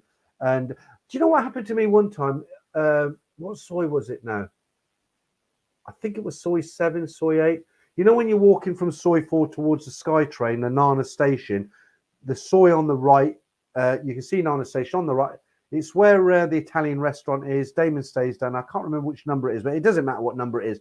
Anyway, I went there for something, meet somebody, and I walked out of the soy. And on the corner there, I'm staying in soy 4 at the end of soy 4, and on the corner was the motorbike boys, the taxis on the boy. And there was this guy, he must have been about 50, no, older than that, probably 60. He was sitting there drinking a bloody Chang beer, trying to talk to these motorbike guys. And I'm not a cheap Charlie, but I don't throw money away. And I came down the soy and the street, if you're not being to Thailand. The motorbike taxis were there. So I went up to them and I said, look, I just want to go around to soy C, soy 4, Talaika. How much? And they said, one of them tried it on, he said 50 baht. And I said to him, look, I won't do the Thai bit, but I said to him, look, basically, soy 4, it's 1 minute away. I'm not paying 50 baht. I'm a foreigner, so I'll pay you 30 baht instead of 20, but I'm not paying 50. And I had to break into English because it got a bit heated. And this guy's sitting there drinking his Chang. He looked at me and he said, oh, these guys have got to make a living. And I thought, who the bloody hell are you telling me? You know, I could have started on him and said something, but I didn't say anything. But these are the sort of guys I'm talking about. You know, they go there, they retire too young. They retire without money, and they sit. Their entertainment is sitting on the steps of 7-Eleven or talking to the motorcycle taxi boys with a Chang. You know, and these are the guys who leave comments and say, "Oh, you're a wanker." Right, Alex. My most memorable meal is when hotel staff came up to me at the breakfast table and offered me a birthday cake. What a surprise. Yeah, I mean, they're really nice Thais, aren't they? You know, I know we do a lot of videos, be careful, 20 scams, and Thais will beat you up and you start on one, but, you know, they're nice people. They're really nice, aren't they? Where are we now? Let me put yours up again, Mark, see what you say. I'm a drunkard, but I did not get drunk there. Never drunk too much in a foreign country, just some friendly advice. Mark, I agree with you, sort of 50-50, but not all the way. What I would say to that comment is you can get very drunk in Thailand, no problem whatsoever, no problem. But what happens is guys who get drunk and start being wise guys, you know, they start pushing people around, they start talking disrespectfully to the Thais. I've seen a guy arguing with a Thai taxi driver, and the Thai taxi driver starts shouting him, but he's not going to lay any finger on him or anything.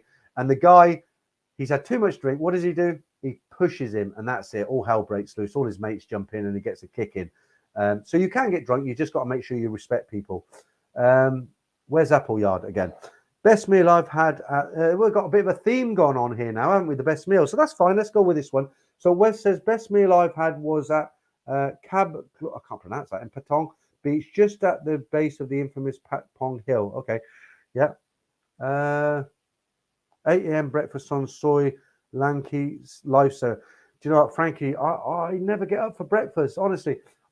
A lot of the hotels I've gone to, breakfast was included. I've never had it because I'm out in the bars, and I wake up, I'm better now, but I used to wake up in my really bad days. I was waking up at 2 in the afternoon. It was terrible.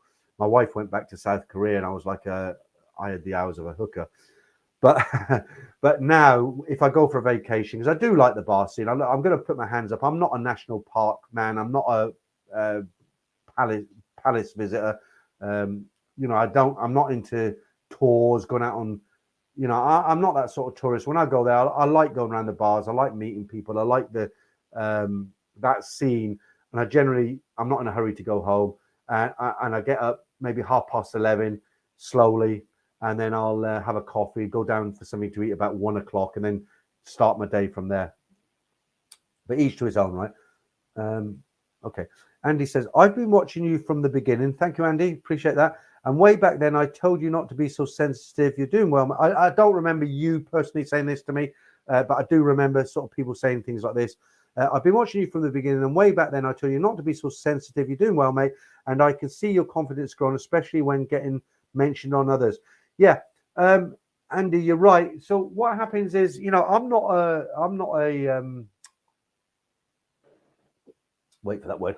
No, I'm not a professional, obviously not. I'm just some guy who's been to Thailand, spent a lot of time there. Thought it'd be a good idea to start a YouTube channel. It's gone fairly well. I've lost people along the way. I've had insults, and I'm kind of I mean, I just do what I do, and what you're saying there, you get mentioned by others. What happens when you've got 100 subscribers? Nobody wants to know you. You know, there's an old saying on YouTube: if you start a YouTube channel, the hardest part of YouTube is getting your first 100 subscribers. After that, they come because the algorithm runs. But when a lot of guys give up, because what happens? They'll start a YouTube channel and they put the work into it, and I think, well, I'm not getting any hits, nobody's joining, it's not happening. Sod this. And they go, you know, because a lot of guys start for money. They think, I could have a YouTube channel and I can make lots of money. It doesn't work like that. I did YouTube for 18 months before I made a penny. And the reason I carried on with it and I didn't give up is because I enjoyed it. I made videos not to make money. I made videos because I enjoyed making videos. And when I came back to the UK, my attitude was, well, I've got a YouTube channel. It's the UK. There's not a lot to do here. I might as well carry on with it. And then I didn't do any live streams for a long time because I was shy, believe it or not, and I was very nervous. And if you look back on any of my older, I've still got people watching now. I can't believe it. How long have we been going now? 2 hours, God, 2.5 hours. I'm rattling on. Still 250 in. Amazing. But I forgot what I was talking about there. Yeah, I've got to move on because I forgot what I was saying. Right, but bar girls, yeah. Some of this stuff that you guys are saying is getting really interesting now. Right, here's another food one. Right, Crusher, the food was brilliant out there, Bangkok and Phuket. Do you know what I really hate about Bangkok? There's not much I hate about Bangkok, but I'm going to tell you now. Let me just put this one up. Soy Cowboy, that's a good name. Me take care of you. Thanks for that. Let me go back to where I was. Right, Mark says, not sure would go to Thailand to eat Italian food. Oh, Mark, no, honestly, mate, they got some really good Italian restaurants. I went with my Korean wife. When you come out of Soi 4, I wish I could remember the name of Soi. I think it's Soi 8. But when you walk into Soi 8, on the right, as you walk down, there's an Italian. It's not like a restaurant in the UK or America, wherever. It's got an outside area. But my wife, if it's me, I don't want to go and eat Italian. I want to eat fried rice with an egg on top when I'm on my own. But I was with my wife, and she wanted to go and have an Italian meal. I was like, okay, I'll go. And no, it was really good. It was really good. It was expensive, but it was good. Right. Where's Apple says chew it right on, mate. So I presume that means keep talking. Still, I can't believe still got 257 in there. I'm going to be, what time? Oh, well, keep going for a while. Right, Paul.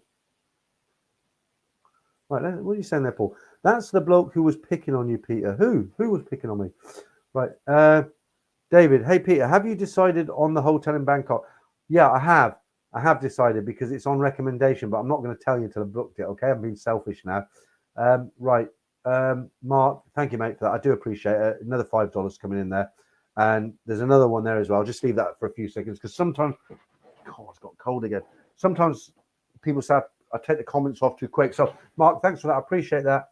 West Appleside, I think that's your second one tonight. Wes. So the beers are on me when I meet you in Thailand. I'm always weary of Paul's seafood diet. Paul.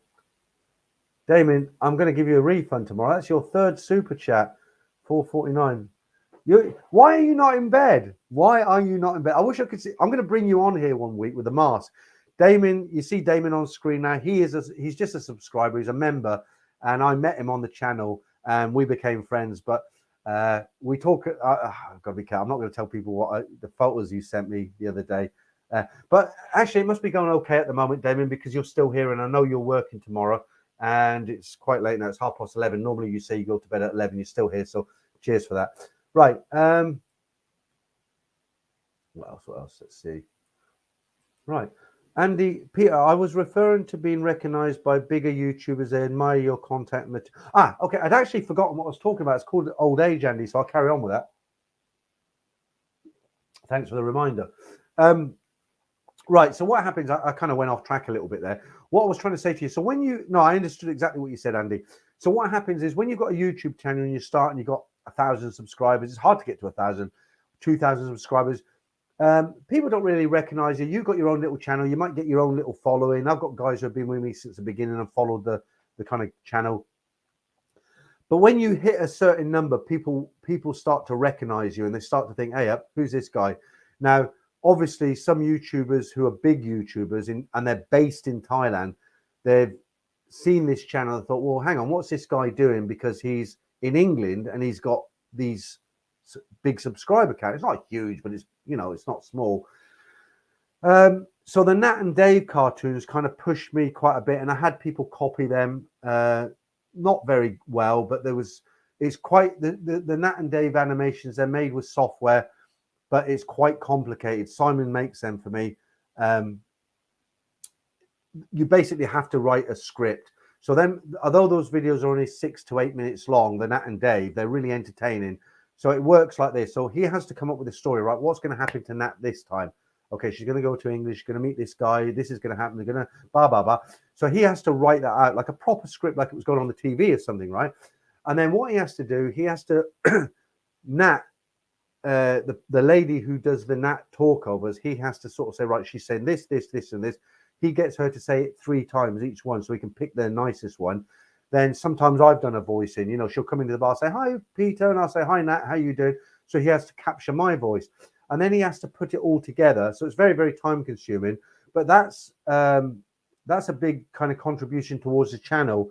Now it's only once a month because Simon's busy with he's got a container factory in Bangkok. And of course, people follow when people see something successful, they want to jump on it. They want to be part of it. And I don't think they realize what's involved. And one guy in particular who's based in Patia, he had a go at it. I'm not going to name him. I don't worry about it. He actually came on one day and he said, look, you know, I'm not trying to copy. I'm using the same software as you. And he actually did one video where he actually went out of his way to tell people I'm not copying them.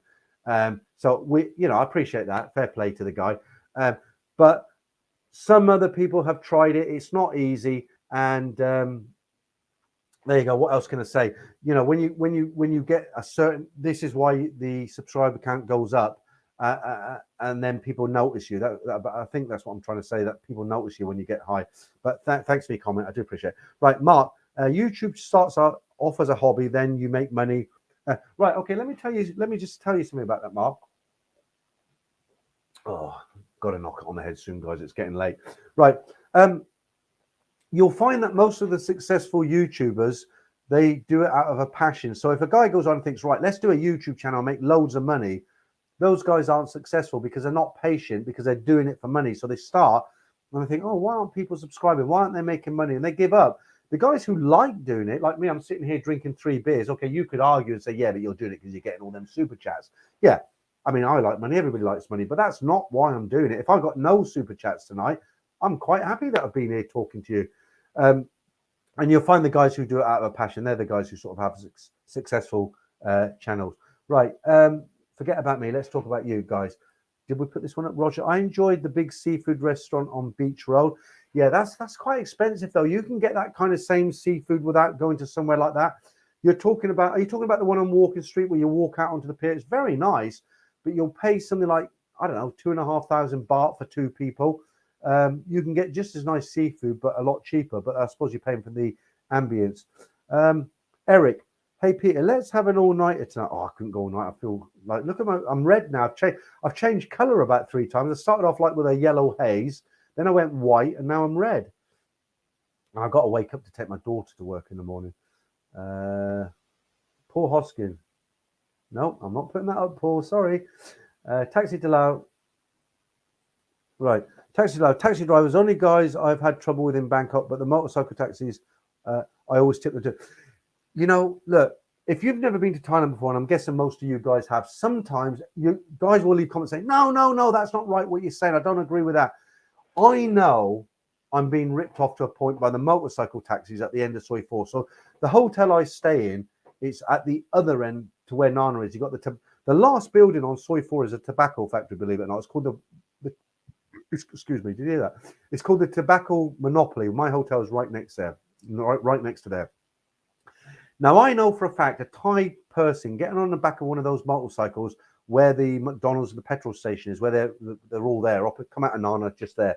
But I know 100% a Thai will pay 10 baht to go to the same destination. But when I do it, I don't stand in the middle of the road and say, hey, you're ripping me up. Damon, not again, surely. My God, we've got to have words tomorrow, Damon. Thank you. You know, I don't go up to that motorcycle taxi and say, and ask him how much. I don't say, hey, I just seen that Thai girl. She gave you 10 baht. I'm not paying you this. But I'm not paying. To a point, you've got to say, look, I'm a foreigner in this country. Yes, I'm getting ripped off in a way, but then you want to have a. There are guys. I've seen guys. They'll fight for 10 baht. You know, they'll say, I'm not paying it. A Thai person paid 10 baht. I'm not paying 30 baht or 20 baht. I don't do that. What I do is I come out of Nana, I jump on the back of the bike. I don't even ask him how much. I say, Sut soy, end of soy, pak soy is beginning of soy. So pak soy is beginning. I jump on the back of the bike, I probably pronounce it wrong. I say soy. It means the end of the soy. I don't even ask him how much. I get off. I give him a 20 baht note. They all know me. Gives me a big smile. And I go in. Right now, I've just been ripped off, haven't I? Because he charges a Thai 10 baht. But I don't care because, at the end of the day, I go to Thailand to have a good time. I have a nice time there. And I'm not going to stand on the street arguing with the motorbike boy taxis for 10 baht, because what will happen is the next time I come there, he'll tell all his friends, here comes wanker for 10 baht, and I don't do it. Prior 9, Peter, have you ran out of Kronenberg? No, believe it or not, I've actually got a case out there, but I'm not going to drink it. I'll drink this. I was only going to go for 1 hour, 20 minutes now. Do you know who I'm impersonating tonight? Do you remember the Irish guy? What was his name? He's taken his channel down now. Forgot the name of him. Anyway, there was a guy, he had 4-hour-long streams. I'm not going to go that long, but maybe another 10 minutes or so. It's quite interesting to see what you lot are saying for change. Yeah, Mark, you must have come in late because what I said in the stream, hang on, let me just put Rogers, I'll come back to you. I'll leave it up there because Rogers, have we done that one already, Roger? Roger, I can't remember now. Thanks, Roger, if I haven't done it already. And there's another one there I've missed. Hang on. Because sometimes I watch other YouTubers and they say, oh, somebody gave me a super chat there. I've lost it. I can't remember who it was, but thanks for that.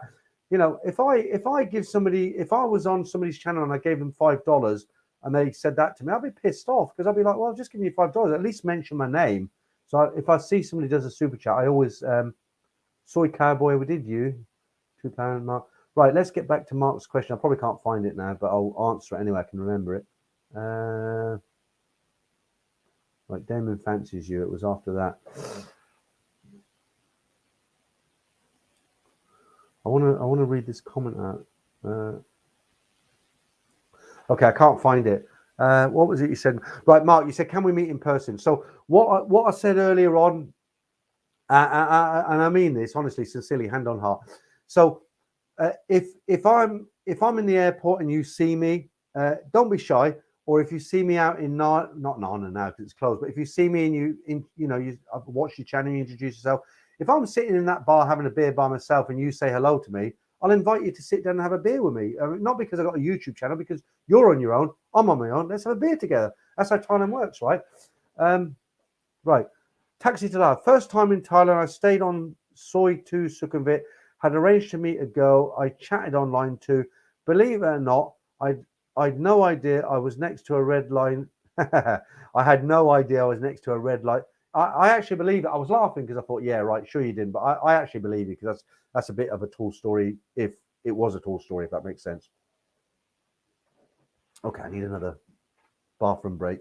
Right. Right, Marcus says again, YouTubers in Thailand and Brazil just talk out and film hot ladies on the street and they get paid.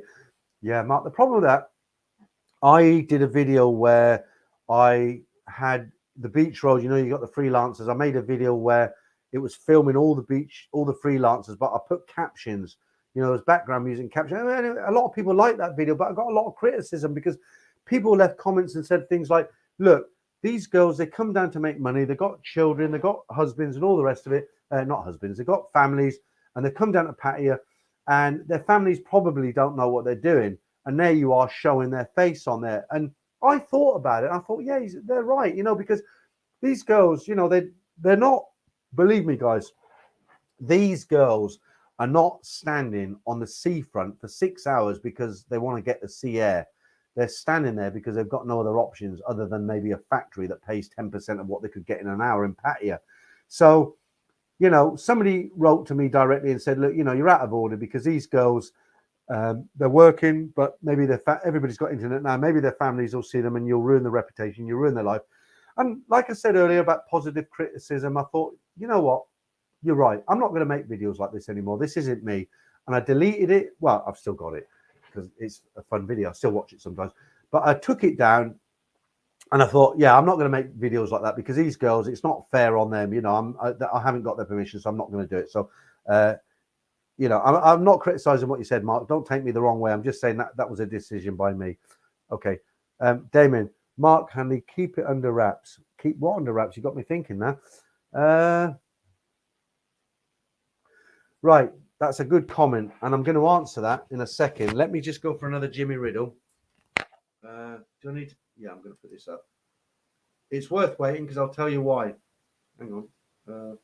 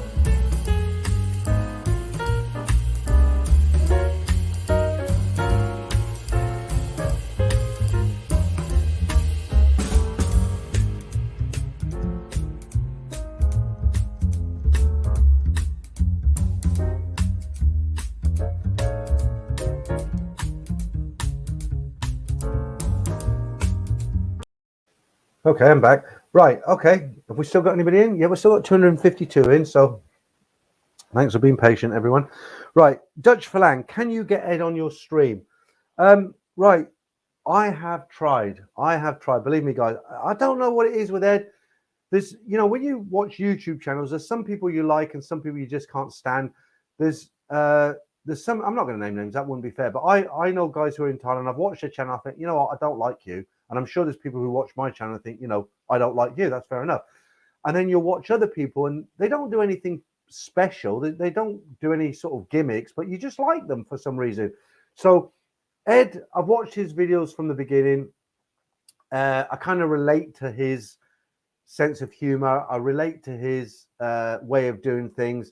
And there's not many YouTubers that I do watch all of their videos because I'm busy with my YouTube channel. I watch Trevor sometimes, Buzz and Patia, not all of them. I like some of his stuff he does. Trevor, if you watch this, I'll be honest with you, mate. Some of the stuff I'm not keen on, but it's not because there's nothing wrong with it. It's just not for me. But other stuff you do, I do like. I like your walkabouts. They're my favorite. The interviews with people are not really for me, right? That's just my personal choice. So back to Ed. So I've always watched Ed. He doesn't do anything sort of spectacular, is it? Well, I'm not criticizing him. He's good to watch. But he's my sort of YouTuber. I watch him. Some people don't, obviously. And I thought it'd be great. A lot of people have actually said in the past, you and Ed Sweeney together would be great. So I thought, yeah, why not? So I've written to Ed several times. I've left comments. I said, let's do a stream together. Be my guest. I'll be your guest, whatever. And he's like, yeah, I'll think about that. I'll definitely think about that. Do you know, I just can't get him on here. I even contacted him on his Facebook page. And I said, look, I found you on Facebook, Ed. How would you like to be a guest? And he was like, oh, I'm a miserable bugger or something like that. And I can't get him. He doesn't want to do it for whatever reason. I'm not going to push it. It's a shame. I think we would have worked well together, like me and Trevor. It went really well with me and Trevor. You know, there's no saying you can lead a horse to water, you can't make it drink. What more can I say? Right. Okay. Harold, cartoons a race. Yeah. Do you know, I wish I could do them myself and I wish I had the time to do them because they're so popular. And we have stats in the back of YouTube, and you can see when you get your most traffic. And when those, I call them Nat and Dave cartoons, Dave's out, poor old Dave. But when they come in, there's a big spike in traffic, and that's why I want to keep them going, even though it's once a month. Right. Are you still up? What time is it where you are? I think it's still morning, isn't it? TY, okay, you're talking to someone else.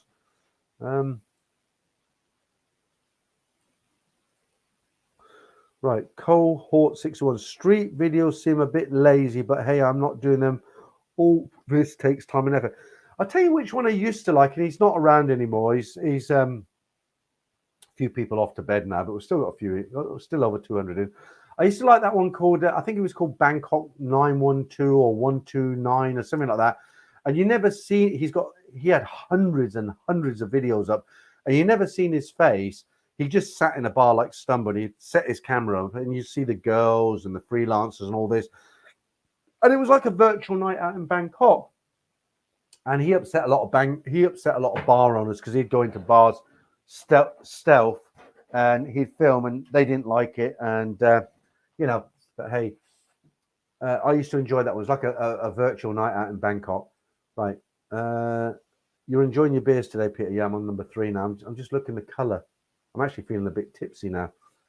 Like I say, when everyone's disappeared, I know I've gone too far. Right.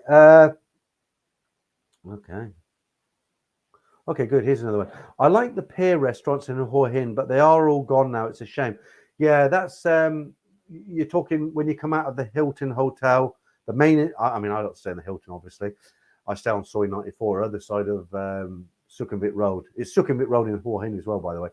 So you're talking about, so you come out the front doors of the Hilton, been to bars over there, turn right, you've got all the touristy shops, round the bend, and the seafood restaurants there, isn't it? I know what you mean exactly, yeah. Right.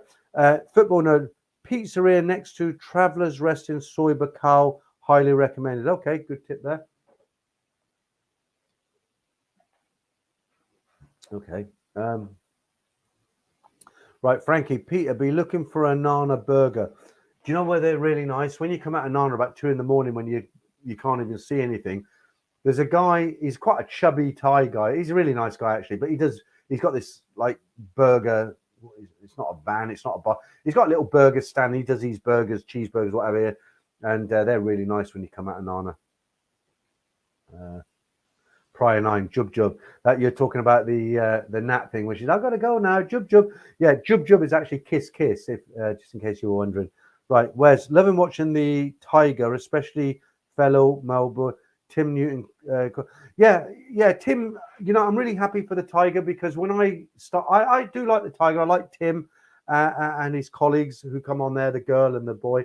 And when I first started watching them, they had about 67,000 subscribers, and that wasn't a few. I'd say maybe 6 months ago. I don't know. And I looked at them because I watch them quite frequently because they are good, and they got over 100,000 subscribers. And believe it or not, that's actually made me very happy because I've seen YouTubers who have got over 100,000 subscribers, and they're just like, you know. And this is the Tiger. It's a news channel. It's informative. They're good at what they do. Tim Newton, very, very good. I watched Tim do a video. I've watched him do a lot of videos, but he did a video from Soy Cowboy that I particularly liked, and they actually read one of my comments out on the Tiger once. That's back to what Andy was saying there. You know, people recognize you, but Bangkok Pat has done some excellent documentary style videos for the Tiger, and I left a comment on one of his videos, and Tim actually read out, he said from Thailand Bounders, and I was like, oh, the Tiger has mentioned me. And you guys, you get a buzz, you know, because you start off, you're just a nobody with 100 subscribers, and the Tiger has mentioned your channel, and it does make you feel, I know it sounds corny, but it does make you feel kind of like, wow, I got a mention. Right. I was just watching the old numbers there. Right. Hey then, would you like a refund? Good one. We love the talks and stories, Dave. Yeah, crank another one. Yeah. You're talking about the troll guy. I think some guys just troll. I wonder if there's jealousy involved. There must be some jealousy involved, mustn't there? I don't know. Alexander, don't know how guys manage drinking so much since the pandemic. Last time I had 6 beers, I puked the whole bloody next day. A little bit too much information there, Alex. Right. Brian, daughter to work, flight to Bangkok, needed in the morning. Yeah, and I've also got to release the stories tomorrow. Please, guys, watch that third story to the end and watch it. Don't just listen to it. And we'll have a little chat about that next week. Okay. Before I forget, this story is tomorrow. The first story, remember I said it was about a guy who he's talking about Bangkok in the 80s. One of the things he's talking about is the taxis and the tuk-tuks and how he had to learn the language just not to get ripped off. Okay. Stephen, Peter, the Italian restaurant on Soye is the Viva. Is that how I pronounce it? I probably pronounce it wrong, Steve. Viva, very good food. Yeah, Steve, you're right. They are. It was good food. My wife's she's South Korean, and she's not going to sit on a little bloody aluminium table on the street. You know, she wants to go in, these sort of places. I'm a typical stereotype, boring Englishman. What did I have? I was in an Italian restaurant. What did I have? Surprise, surprise. I had the pizza. She had all sorts of different things, but they were a bit pricey. It wasn't cheap. But thanks for the info there. Right.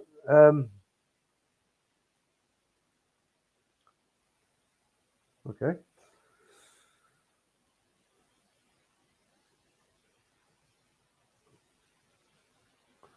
Bangkok Diaries, Alex. Yeah, Alex, you're right. So we were talking about the Irish guy. He had an ugly finish, didn't he? There was a bit of a scandal went on with him. I won't get into it. It's not fair on him. But Bangkok Diaries, I actually helped him a lot because when I met him, he had a couple of hundred subscribers. Dave was his name, wasn't it? So this guy, Dave, was an Irishman, and he had a channel called Bangkok Diaries. He used to do some live streams with Pete from Irish Times, which is a great name, by the way, because he's Irish, so Irish Times. So they did some streams. They used to get drunk together, and it was kind of a lot of fun, as I gather. And I kind of watched his channel. I thought this guy deserves a few more subscribers. I was getting bigger at the time. I think I had 18, 19,000. He had 200 and I can remember the number. It's 267 subscribers. So I contacted him and said, "Love your content. You're in Bangkok. I'll give you a mention." I gave him a mention. Overnight, he went from 220 to about 700. A couple of weeks later, I gave him another mention. He got over the 1,000 hurdle, and then he did really well. And then he got up to about 8,000 subscribers. There was a big scandal, which I won't go into here, and he took his channel down and went into hiding. Right. Eric, hey, Peter, after 3 beers, let's see if you can pick ladyboys now. Yeah, but Eric, it won't work because I know who they are, don't they? Because it's my competition. God, nearly 3 hours now. But I'm definitely going soon. Right. I'll see you in Patia for some PG tips, says Marky Mark. I just love the PG tips. Morning, my dear. Oh, Mr. Shilling, there's been a hold-up. I know Miss Spent. Roadworks on the ring road, don't you know? No, we've had burglars. Oh. Bunglers, more like. They've missed our liquid assets. PG tips. Time for a cuppa, I fancy. Oh. Mr. Shilling, we found a tea leaf in the kitchen. Tea leaf? I'll admit it, it's a fair cup, Gav.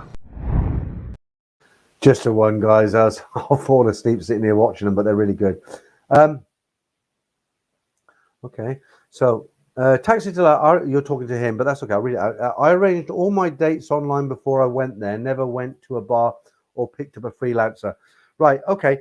That's a good point. But what I will say is a lot of guys, they like I wouldn't say challenge. It's not a challenge, 1,000 baht or 1,200 baht. No, a lot of guys like to go out there, and that's how they like to do it. I'm getting hot with this flipping thing again. Yeah, you can go on an app and you don't never need to go to a bar. But a lot of guys like to go to the bars because they like to drink, they like the atmosphere, they like the party mood. And there's 6 or 7 girls there, maybe more, and they say, "You're my new friend." So, okay, I understand that, but I understand the other side as well.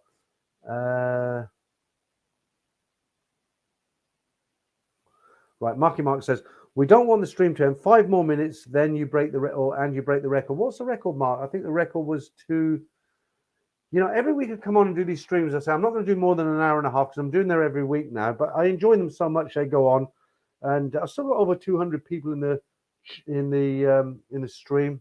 I've been no script now; it's all coming out ad lib. I'm just running off you guys. So if you stop writing comments, I'm screwed basically. That's an old one, right? I haven't read that one, David. What's that?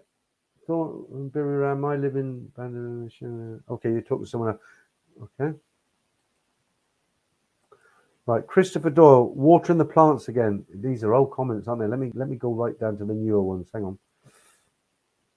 There's so many. It's really hard to keep track of the comments when they come in. That's it, John. You're right. Yeah, Bangkok 112.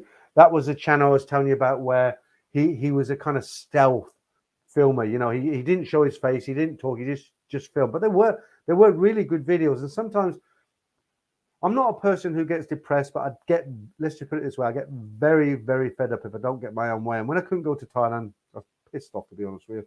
And my wife, she's got a big 55-inch screen TV on the wall in the bedroom. And she goes up early and watches Korean dramas at like 9 o'clock. I'm not going up at 9 o'clock.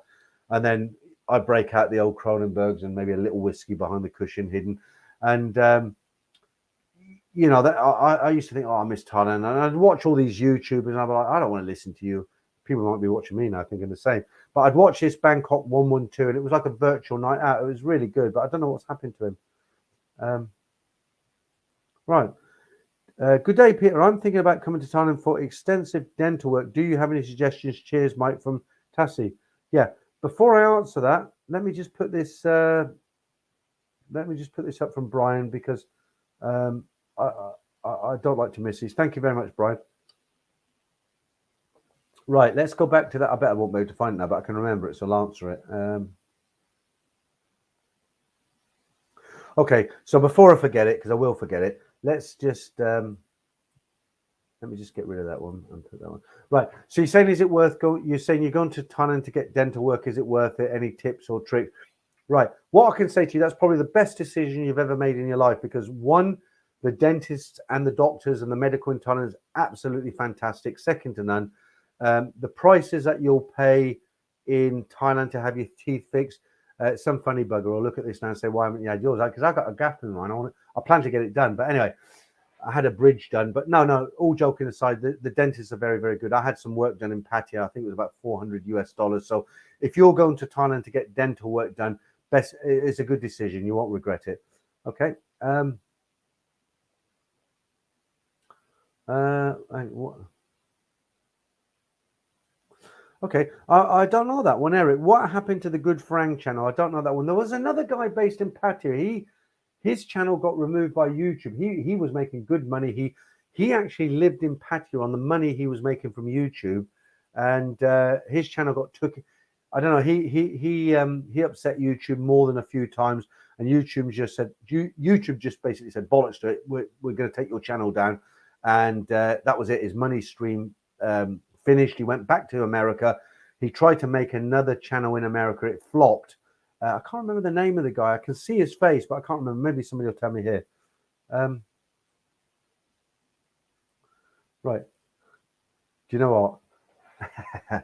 Do you know what? I don't want to. I never thought about this, and I don't want to take the mickey. He's a very, very good reporter, Tim. But do you know that comment? Do you know what? You're right. You're absolutely right. You know, Tim, if you ever watch this, which I don't think you watch a channel like mine, but nothing offensive, but I can see you in the uniform, maybe.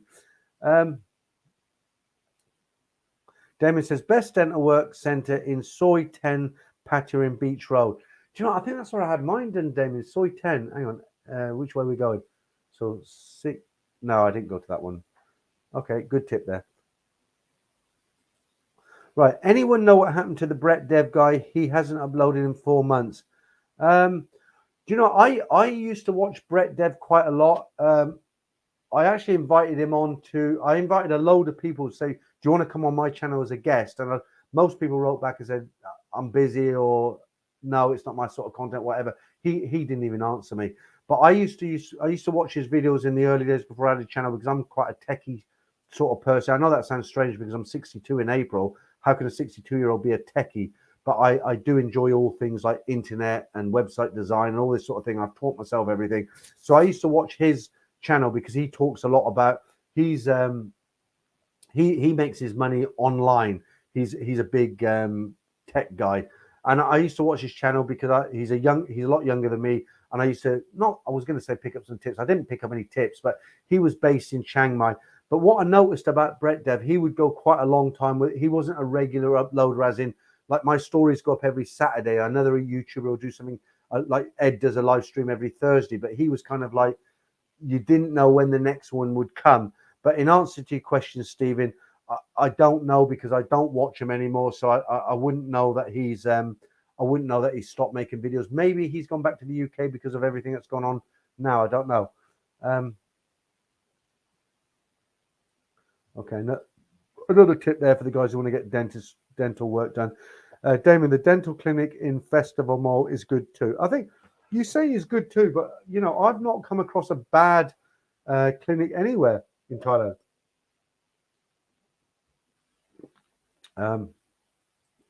Right, Dutch Flang. They say the handsome man got good heart, but they all have heart disease. I don't have heart disease. You have good. Do you want a translation? You have good heart, means, translated, you have a fat wallet. I can see it sticking out the back of your pocket. Right. Right. I don't know what that word means. All right. They're still coming in thick and thin. I'm nearly there. Colonel Clink, native born. What's that word? USA. Believe it or not. That used to be one of my favorite programs. If you're wondering who Colonel Clink is, it was Hogan's Hero. And if you go onto YouTube and type in something like what happened to Hogan, he was quite an interesting character. You know, Colonel Hogan. Colonel Clink was a big character. But that was a fantastic American. I don't know how you take it. It was a kind of comedy show about life inside a prisoner of war camp. How could that be funny? But it was a good show. It's quite old now, but it was good. Right, where's my in-law family dentist in Egamai Road, Ben? Okay, Mark. Look, thank you, Mark. Honestly, I do appreciate it. That's 3 times you've done that now.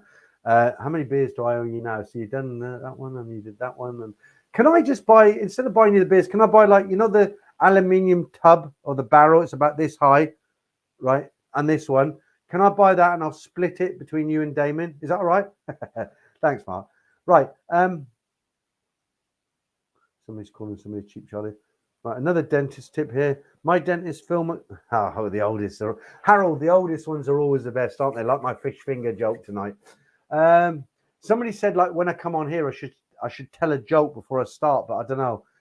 My style of jokes are the guys who are all sort of blue. You can't really tell them. Right, yeah. Is it 3 hours? Right. Right, Damon, last comment of the night. They should do a dentist a go-go. Damon, what the hell are you drinking tonight? They should do a dentist a go-go, getting your teeth fixed and having a great time all in one. Oh, I can see it. What a fantastic... I'm laying there. The pliers are out. I can hear the drill. And something else has gone on down there. Damon. Right. Okay, it's all the tooth jokes coming out now. Guys, I think I'm there. Okay, here's one. Right, Robin, the chosen one. You're in late, Robin, but not to worry.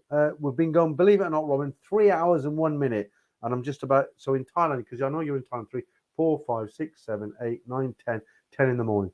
Right, Brett Dev said he was working on a new channel, changing the style of his content on his channel to include more day in the life stuff and travel logs. Yeah, okay. Yeah, Robin, if you find out the name of that, come back and drop us a note to say who it is. Christopher Doyle, good heart, walking ATM, and big fat wallet. I used to love that, you know. I'll just leave that on there for a minute. I used to have a friend, and he was, when I say he was fat, I'm not exaggerating. He was a nice guy. All the girls knew him, and they used to call, I won't say his name, I nearly said his name there, but he was one of these guys who was really, really fat, and you looked at him and you thought, I don't know how long it's going to be till you have a heart attack, but I'll buy you a beer anyway. He was fat. He liked his food, and he was a bit of a character in Patia, and all the girls, they knew his name, and they'd stand at the front of the bar. And when he could, let's just say his name's Frank. When he come back, they'd be like, "Oh, kun flank," you know, and they'd all be laughing and smiling, and they'd go up to him and hug him because he was so fat. You know, if you're like a young, handsome, good-looking guy, you know, they might say hello to you, but they're not going to do that. But this guy was like a monster. You know, he's fat, and he come walking. You know, when you're really big, you walk from left to right like this, right? You see these guys.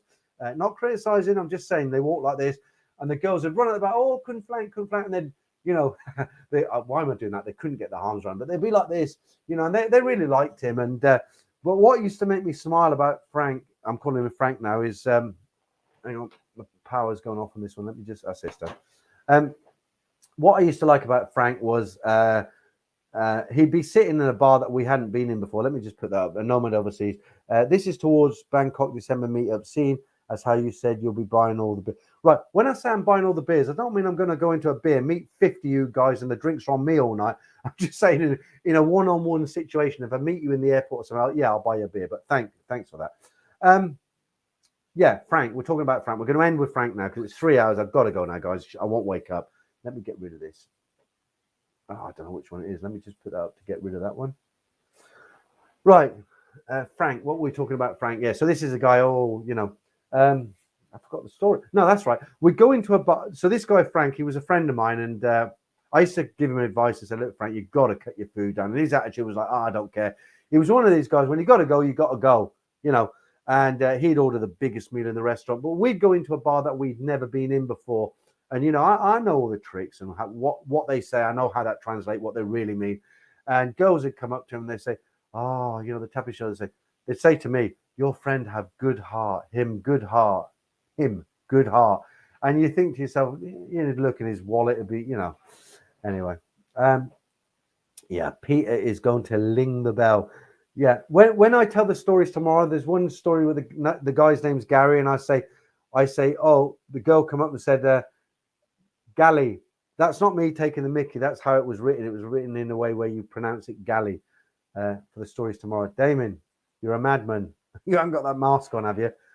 Don't go, Peter. This is great. Do you know what? About half an hour ago, I was thinking to myself, I've got to go. I'm getting pissed now. And, you know, if I keep on, I'm going to say something stupid. I haven't got any beer left. How about this? That's it. I've gone too far now. I've never done that on a stream. Right.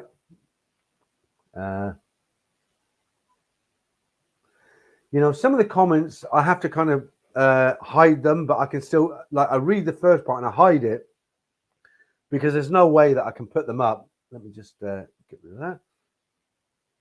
I've got to show another comment to get rid of. Oh, no, I can't get rid of that now. Hang on. Right. Hang on, I'm looking at the wrong one. Yeah. Right. So some of the comments, I'll read the first bit of it and I think, no, and I'll hide it. But when I'm sort of halfway through talking about something else, I'll read it, but they put a smile on my face because sometimes guys say something here, I can't read that out. But then when I read it kind of on the side, I think, oh, that's funny. Right. Good heart, liver, yeah.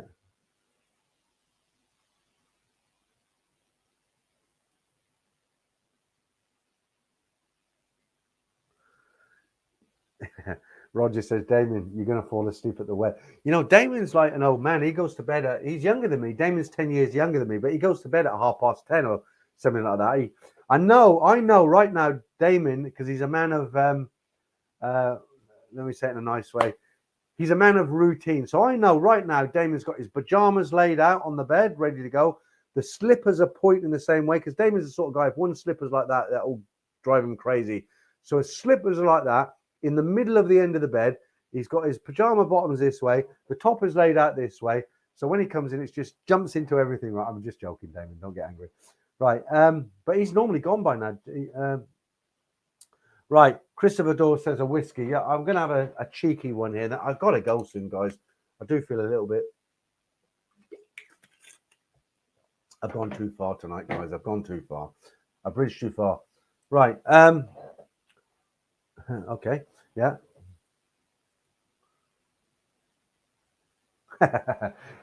I know what you mean. Hang on.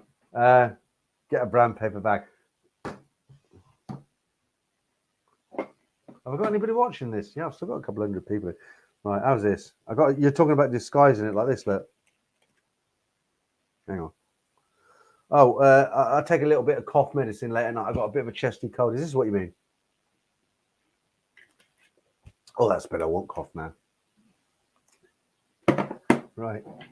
I keep saying I'm going to end. I'm going to be like this, right? Guys, hang on a minute. Let me just get this going. Right. Oh, the eggs are on. The bacon's on. Right. I am going to knock it on the head in a minute. If my daughter doesn't get to work in the morning, I'm going to blame you lot. Right. Damien's done it again. I thought I was keen with 3 times. Have you done 3, Wes? I should do something with this money, really, shouldn't I? Because you got people like Trevor in. I'm being serious now. You got people like Trevor. You know, I watched he did a short today. You know, the kids in the orphanage. Let's just talk serious for a minute now. All jokes aside. You know, Trevor's done a lot. He had some criticism that pissed me off because he did a lot. People called him an e-beggar and everything, but he's done a lot of good stuff. And you know, he went to this orphanage. They fixed the roof. They got all the kids' toys and everything. And people criticize him, but bollocks to them. But I watched something there short of Trevor's. He got some of the kids. You know, they lost their parents, and you know, they're kids they're normal, but they've had traumatic experiences in their life. A lot of them, they lost parents, or maybe their parents were drug addicts and then died, or had HIV and stuff like that. And Trevor did a lot of things for this orphanage. And one thing, when I watched one of his videos, he was saying the mattresses had been urinated on because the kids are nervous at night, they don't sleep well, and they get stained. And one of the things he said he was going to do, he said, we're going to get not plastic, but waterproof mattress covers for the kids. And true to his word, he made a little short. He had a load of mattress covers. He said, we've got the mattress covers for the kids. And so fair play to him for that. Right. Okay. So what it says, Mark Hanley, Pete, been out a couple of times with one of the new staff who's Korean, third date next week. Where staff from where, Mark? Where staff from where? Do you know, I'm not just saying this because I'm married to most guys know I've been with my wife for 31 years. I met her in South Korea when I was working in a hotel. She's a full UK citizen. She works full time. She pays her taxes. We've got a couple of girls. You know, my eldest daughter's got her own business. My youngest daughter's at Birmingham University. And what I was going to say, I'm not just saying this because I'm married to her, but they are sought after wives. You know, Korean girls are they're kind of like the Japanese culture, but not so subservient. And they're very, what's the word I'm looking for? Not loyal, because that sounds like I'm insinuating everybody else goes off, all the other women go off and go. Well, put it this way, a lot of Singaporean guys go looking for Korean wives because in Singapore, they've got a saying that girls won't go with you unless you've got the 5 C's. And let's see if I can remember them all now. Cash, car, condo, credit. Can't remember the 5th one, guys. I was doing so well. So the Singaporean guys, they've got this saying, like I said, they'll say, oh, Singaporean girls, you've got to have the cash, credit, condo, charisma, maybe, I don't know. So they particularly like Korean women. They want to marry Korean women because Korean women are not subservient, but they take care of their guys, you know, and they're not so, I don't want to criticize Taiwan, but they're not like jealous and where have you been? Who was that you talking to? You know, and like I said, I'm not just saying that because my wife's Korean. Right. Patrick, your videos are great. Glad I was able to catch your live stream. Yeah, I'm still going. I've still got 200 people in the stream, but I'm going to have to knock it on the head soon, guys, because I'm going to fall asleep here. Seamus, you're taking the mickey, mate. Don't stop the stream, Peter. I'm not even talking about anything. You know what's interesting? When I come in at 9 o'clock, I've got everything prepared. I've got, right, PG tips. We'll do a story. We'll do this. It's all prepared, right? It's all prepared. And there's a format. And I'm like, oh, this guy said this and this guy said this. Let's go and have a look at this. This is what's happening with the Thailand pass. And now I've got nothing left. And I'm like, oh, let me get the whiskey bottle out. So I can't keep going because I'm going to end up like doing something stupid, aren't I? Right. Right. Dutch Falang, thanks for all your input tonight. Your message, yeah, thanks. You enjoyed the stream. That's great. You know, I know who the regulars are. I mean, I'm joking about being, I am a little bit, let's just say merry now. I'm not out of control. But I do recognize who are the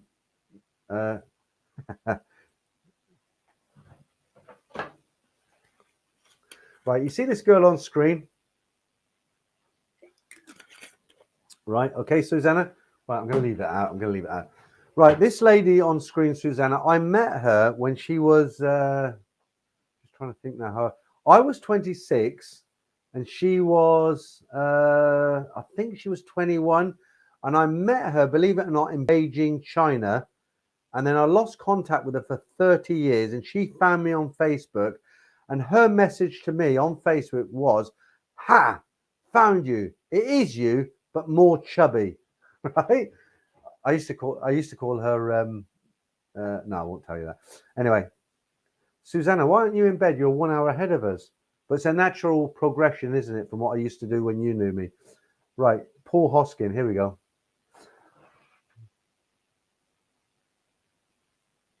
No, Paul, that one's not going up. Black Bolt, you're still here. Blimey, I thought you disappeared. Trevor's down some amazing stuff and Patty, good dude. Yeah, Black Bolt, seriously now, it used to piss me off, right? Really piss me off. You get guys, oh, you're an e-beggar. Where are your accounts? You were sent this much money. You should do the accounting. What a lot of people know is, you know, when you do these super chats, right, you don't get all that money, right? Let me make a very easy example. I've never had $100, right? Nobody sent me $100. But no, I tell you, like, somebody sent me $200 once. I nearly fell off my chair. Never seen him again. I think he must have been pissed. But anyway, if you do a super chat, say it's a charity, you think, yeah, I want to help the Thais. You do a super chat, $100. YouTube keep $30 of that, right? So if somebody sends me $10, I will end up with $7 of that. I'm grateful, and I'm very happy, but YouTube take a big chunk of that. There's certain people I thought, I want to give this guy a gold membership. This guy he deserves a gold membership. I want to give him it free. I can't do it. Why? Because YouTube will lose out. That guy has to buy a membership because there's no facility on YouTube for me to give him a free membership because YouTube don't want to lose their cut. You know what I'm saying? But yeah, Black Belt, you're right.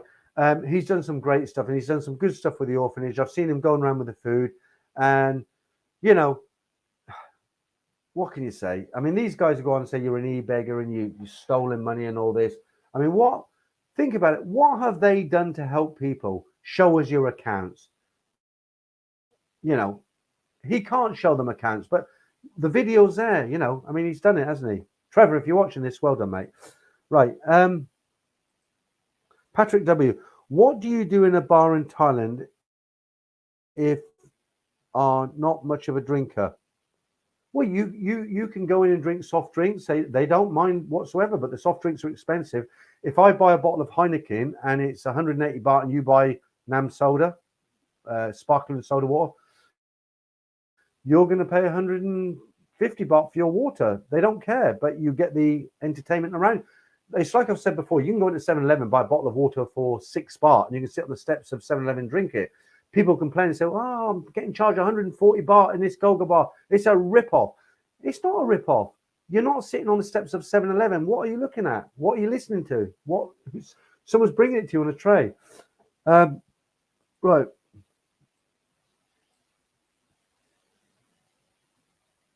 Okay, Wes. I hear you. Do you know, Mark, you play Connect 4, Patrick, with professionals. Right, let's talk about the professionals. Robin. Right, okay. I'll come back to that. Right, I'll leave it there so don't forget.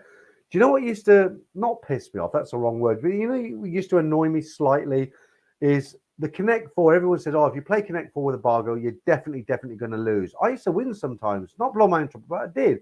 But what used to cheese me off, I'd be sitting there and I'd really be concentrating. I'm going to beat her. Because there's not many foreigners, when they go into bars and they play Connect 4, they're drinking, hi, how are you? And I'm winning. That's a Thai girl or the bar girl, right? She's in it. She's focused, right? Whereas the Western guys plays like, oh, yeah. Oh, I got 3 there. Yeah. Hi, how are you? Oh, see you next time, right? But me, on the other hand, I was like, I know she wants to beat me. So I used to like be slightly casual, but I watched the game. But what used to cheese me off, when I was nearly winning, her friend would walk over and go, you can put one there, you can put one. And I say, come on, I'm playing her, not both of you. And then they get the message. Right.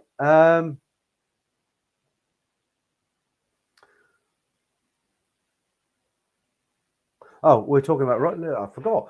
Robin the Chosen, right? Country Club is the last one. Are you sure? Yeah, Country Club, the 5 C's, cash, credit, card, condo, car, and Country Club. Yeah, okay. So that's what the Singaporean men used to say. If you want to pick up a Singaporean girl, it's the 5 C's. And it was such hard work that they'd be chasing the Korean women. Okay. Hard Tulip, thank you for that. That's that'll get me a Cronenberg. Thanks. Let me go down and put that up on screen. Oh, we're nearly there, guys. Let me just put this one up from shame. Alexander Dupont. Just leave that there for a minute because people say I take them down too quickly. I find it outrageous when you think about it that YouTube feed off 30% of money given for charity, basically stealing money sent to feed children. Yeah.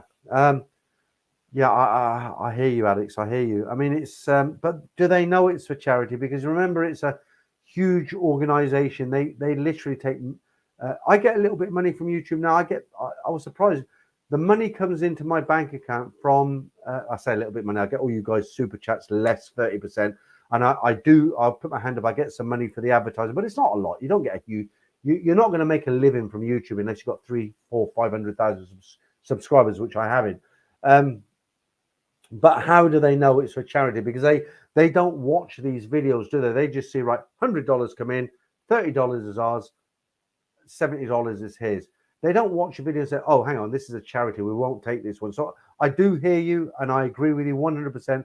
But on the other side of the coin, I kind of know where YouTube are coming from. Trolls are pathetic these days. They kind of words they come up with. Do you know, I was a troll for a while. There was a guy who had a channel. He really pissed me off. I can't even remember who he was, but I used to send him a lot of nasty messages.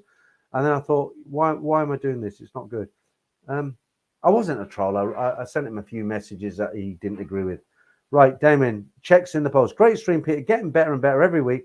Tip top, Peter. Do you know why, Damien? It's because look, I nearly finished this. I'm going straight to bed after this. I think you're not allowed to do this on YouTube. I've got no script. I've got no videos. It's all been done. If you guys disappear, I've got nothing to talk about. I'm just feeding off you guys. But let me read your comment. Great stream, Peter. Getting better and better every week. Tip top, Peter. And thank you for hard work and effort, stories and live streams. Brilliant stuff. Have a great weekend. So that is your translated is I'm off to bed. I'll call you tomorrow. Right, Andy. They take Connect 4 very seriously. It's like the discs are really money because it equates to a drink if you lose and drink.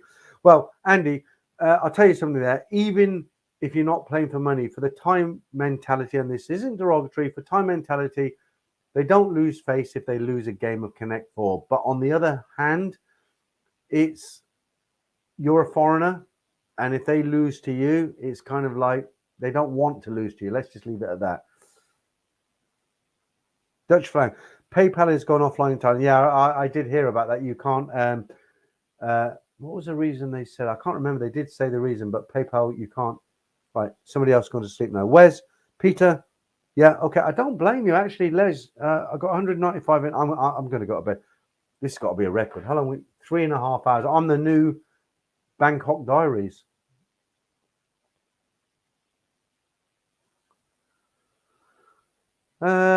Okay, guys, I think I'm done. I really am. Do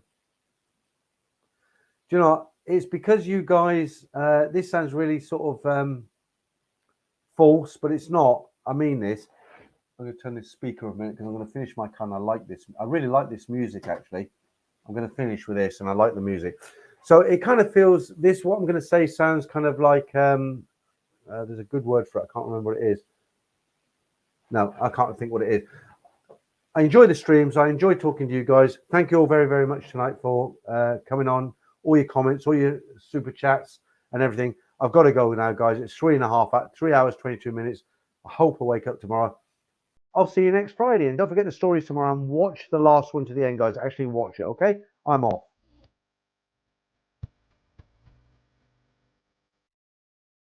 Hãy subscribe cho kênh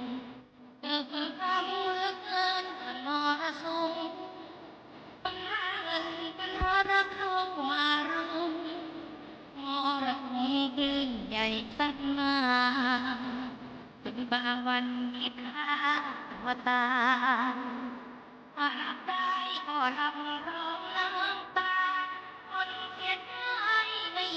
để không bỏ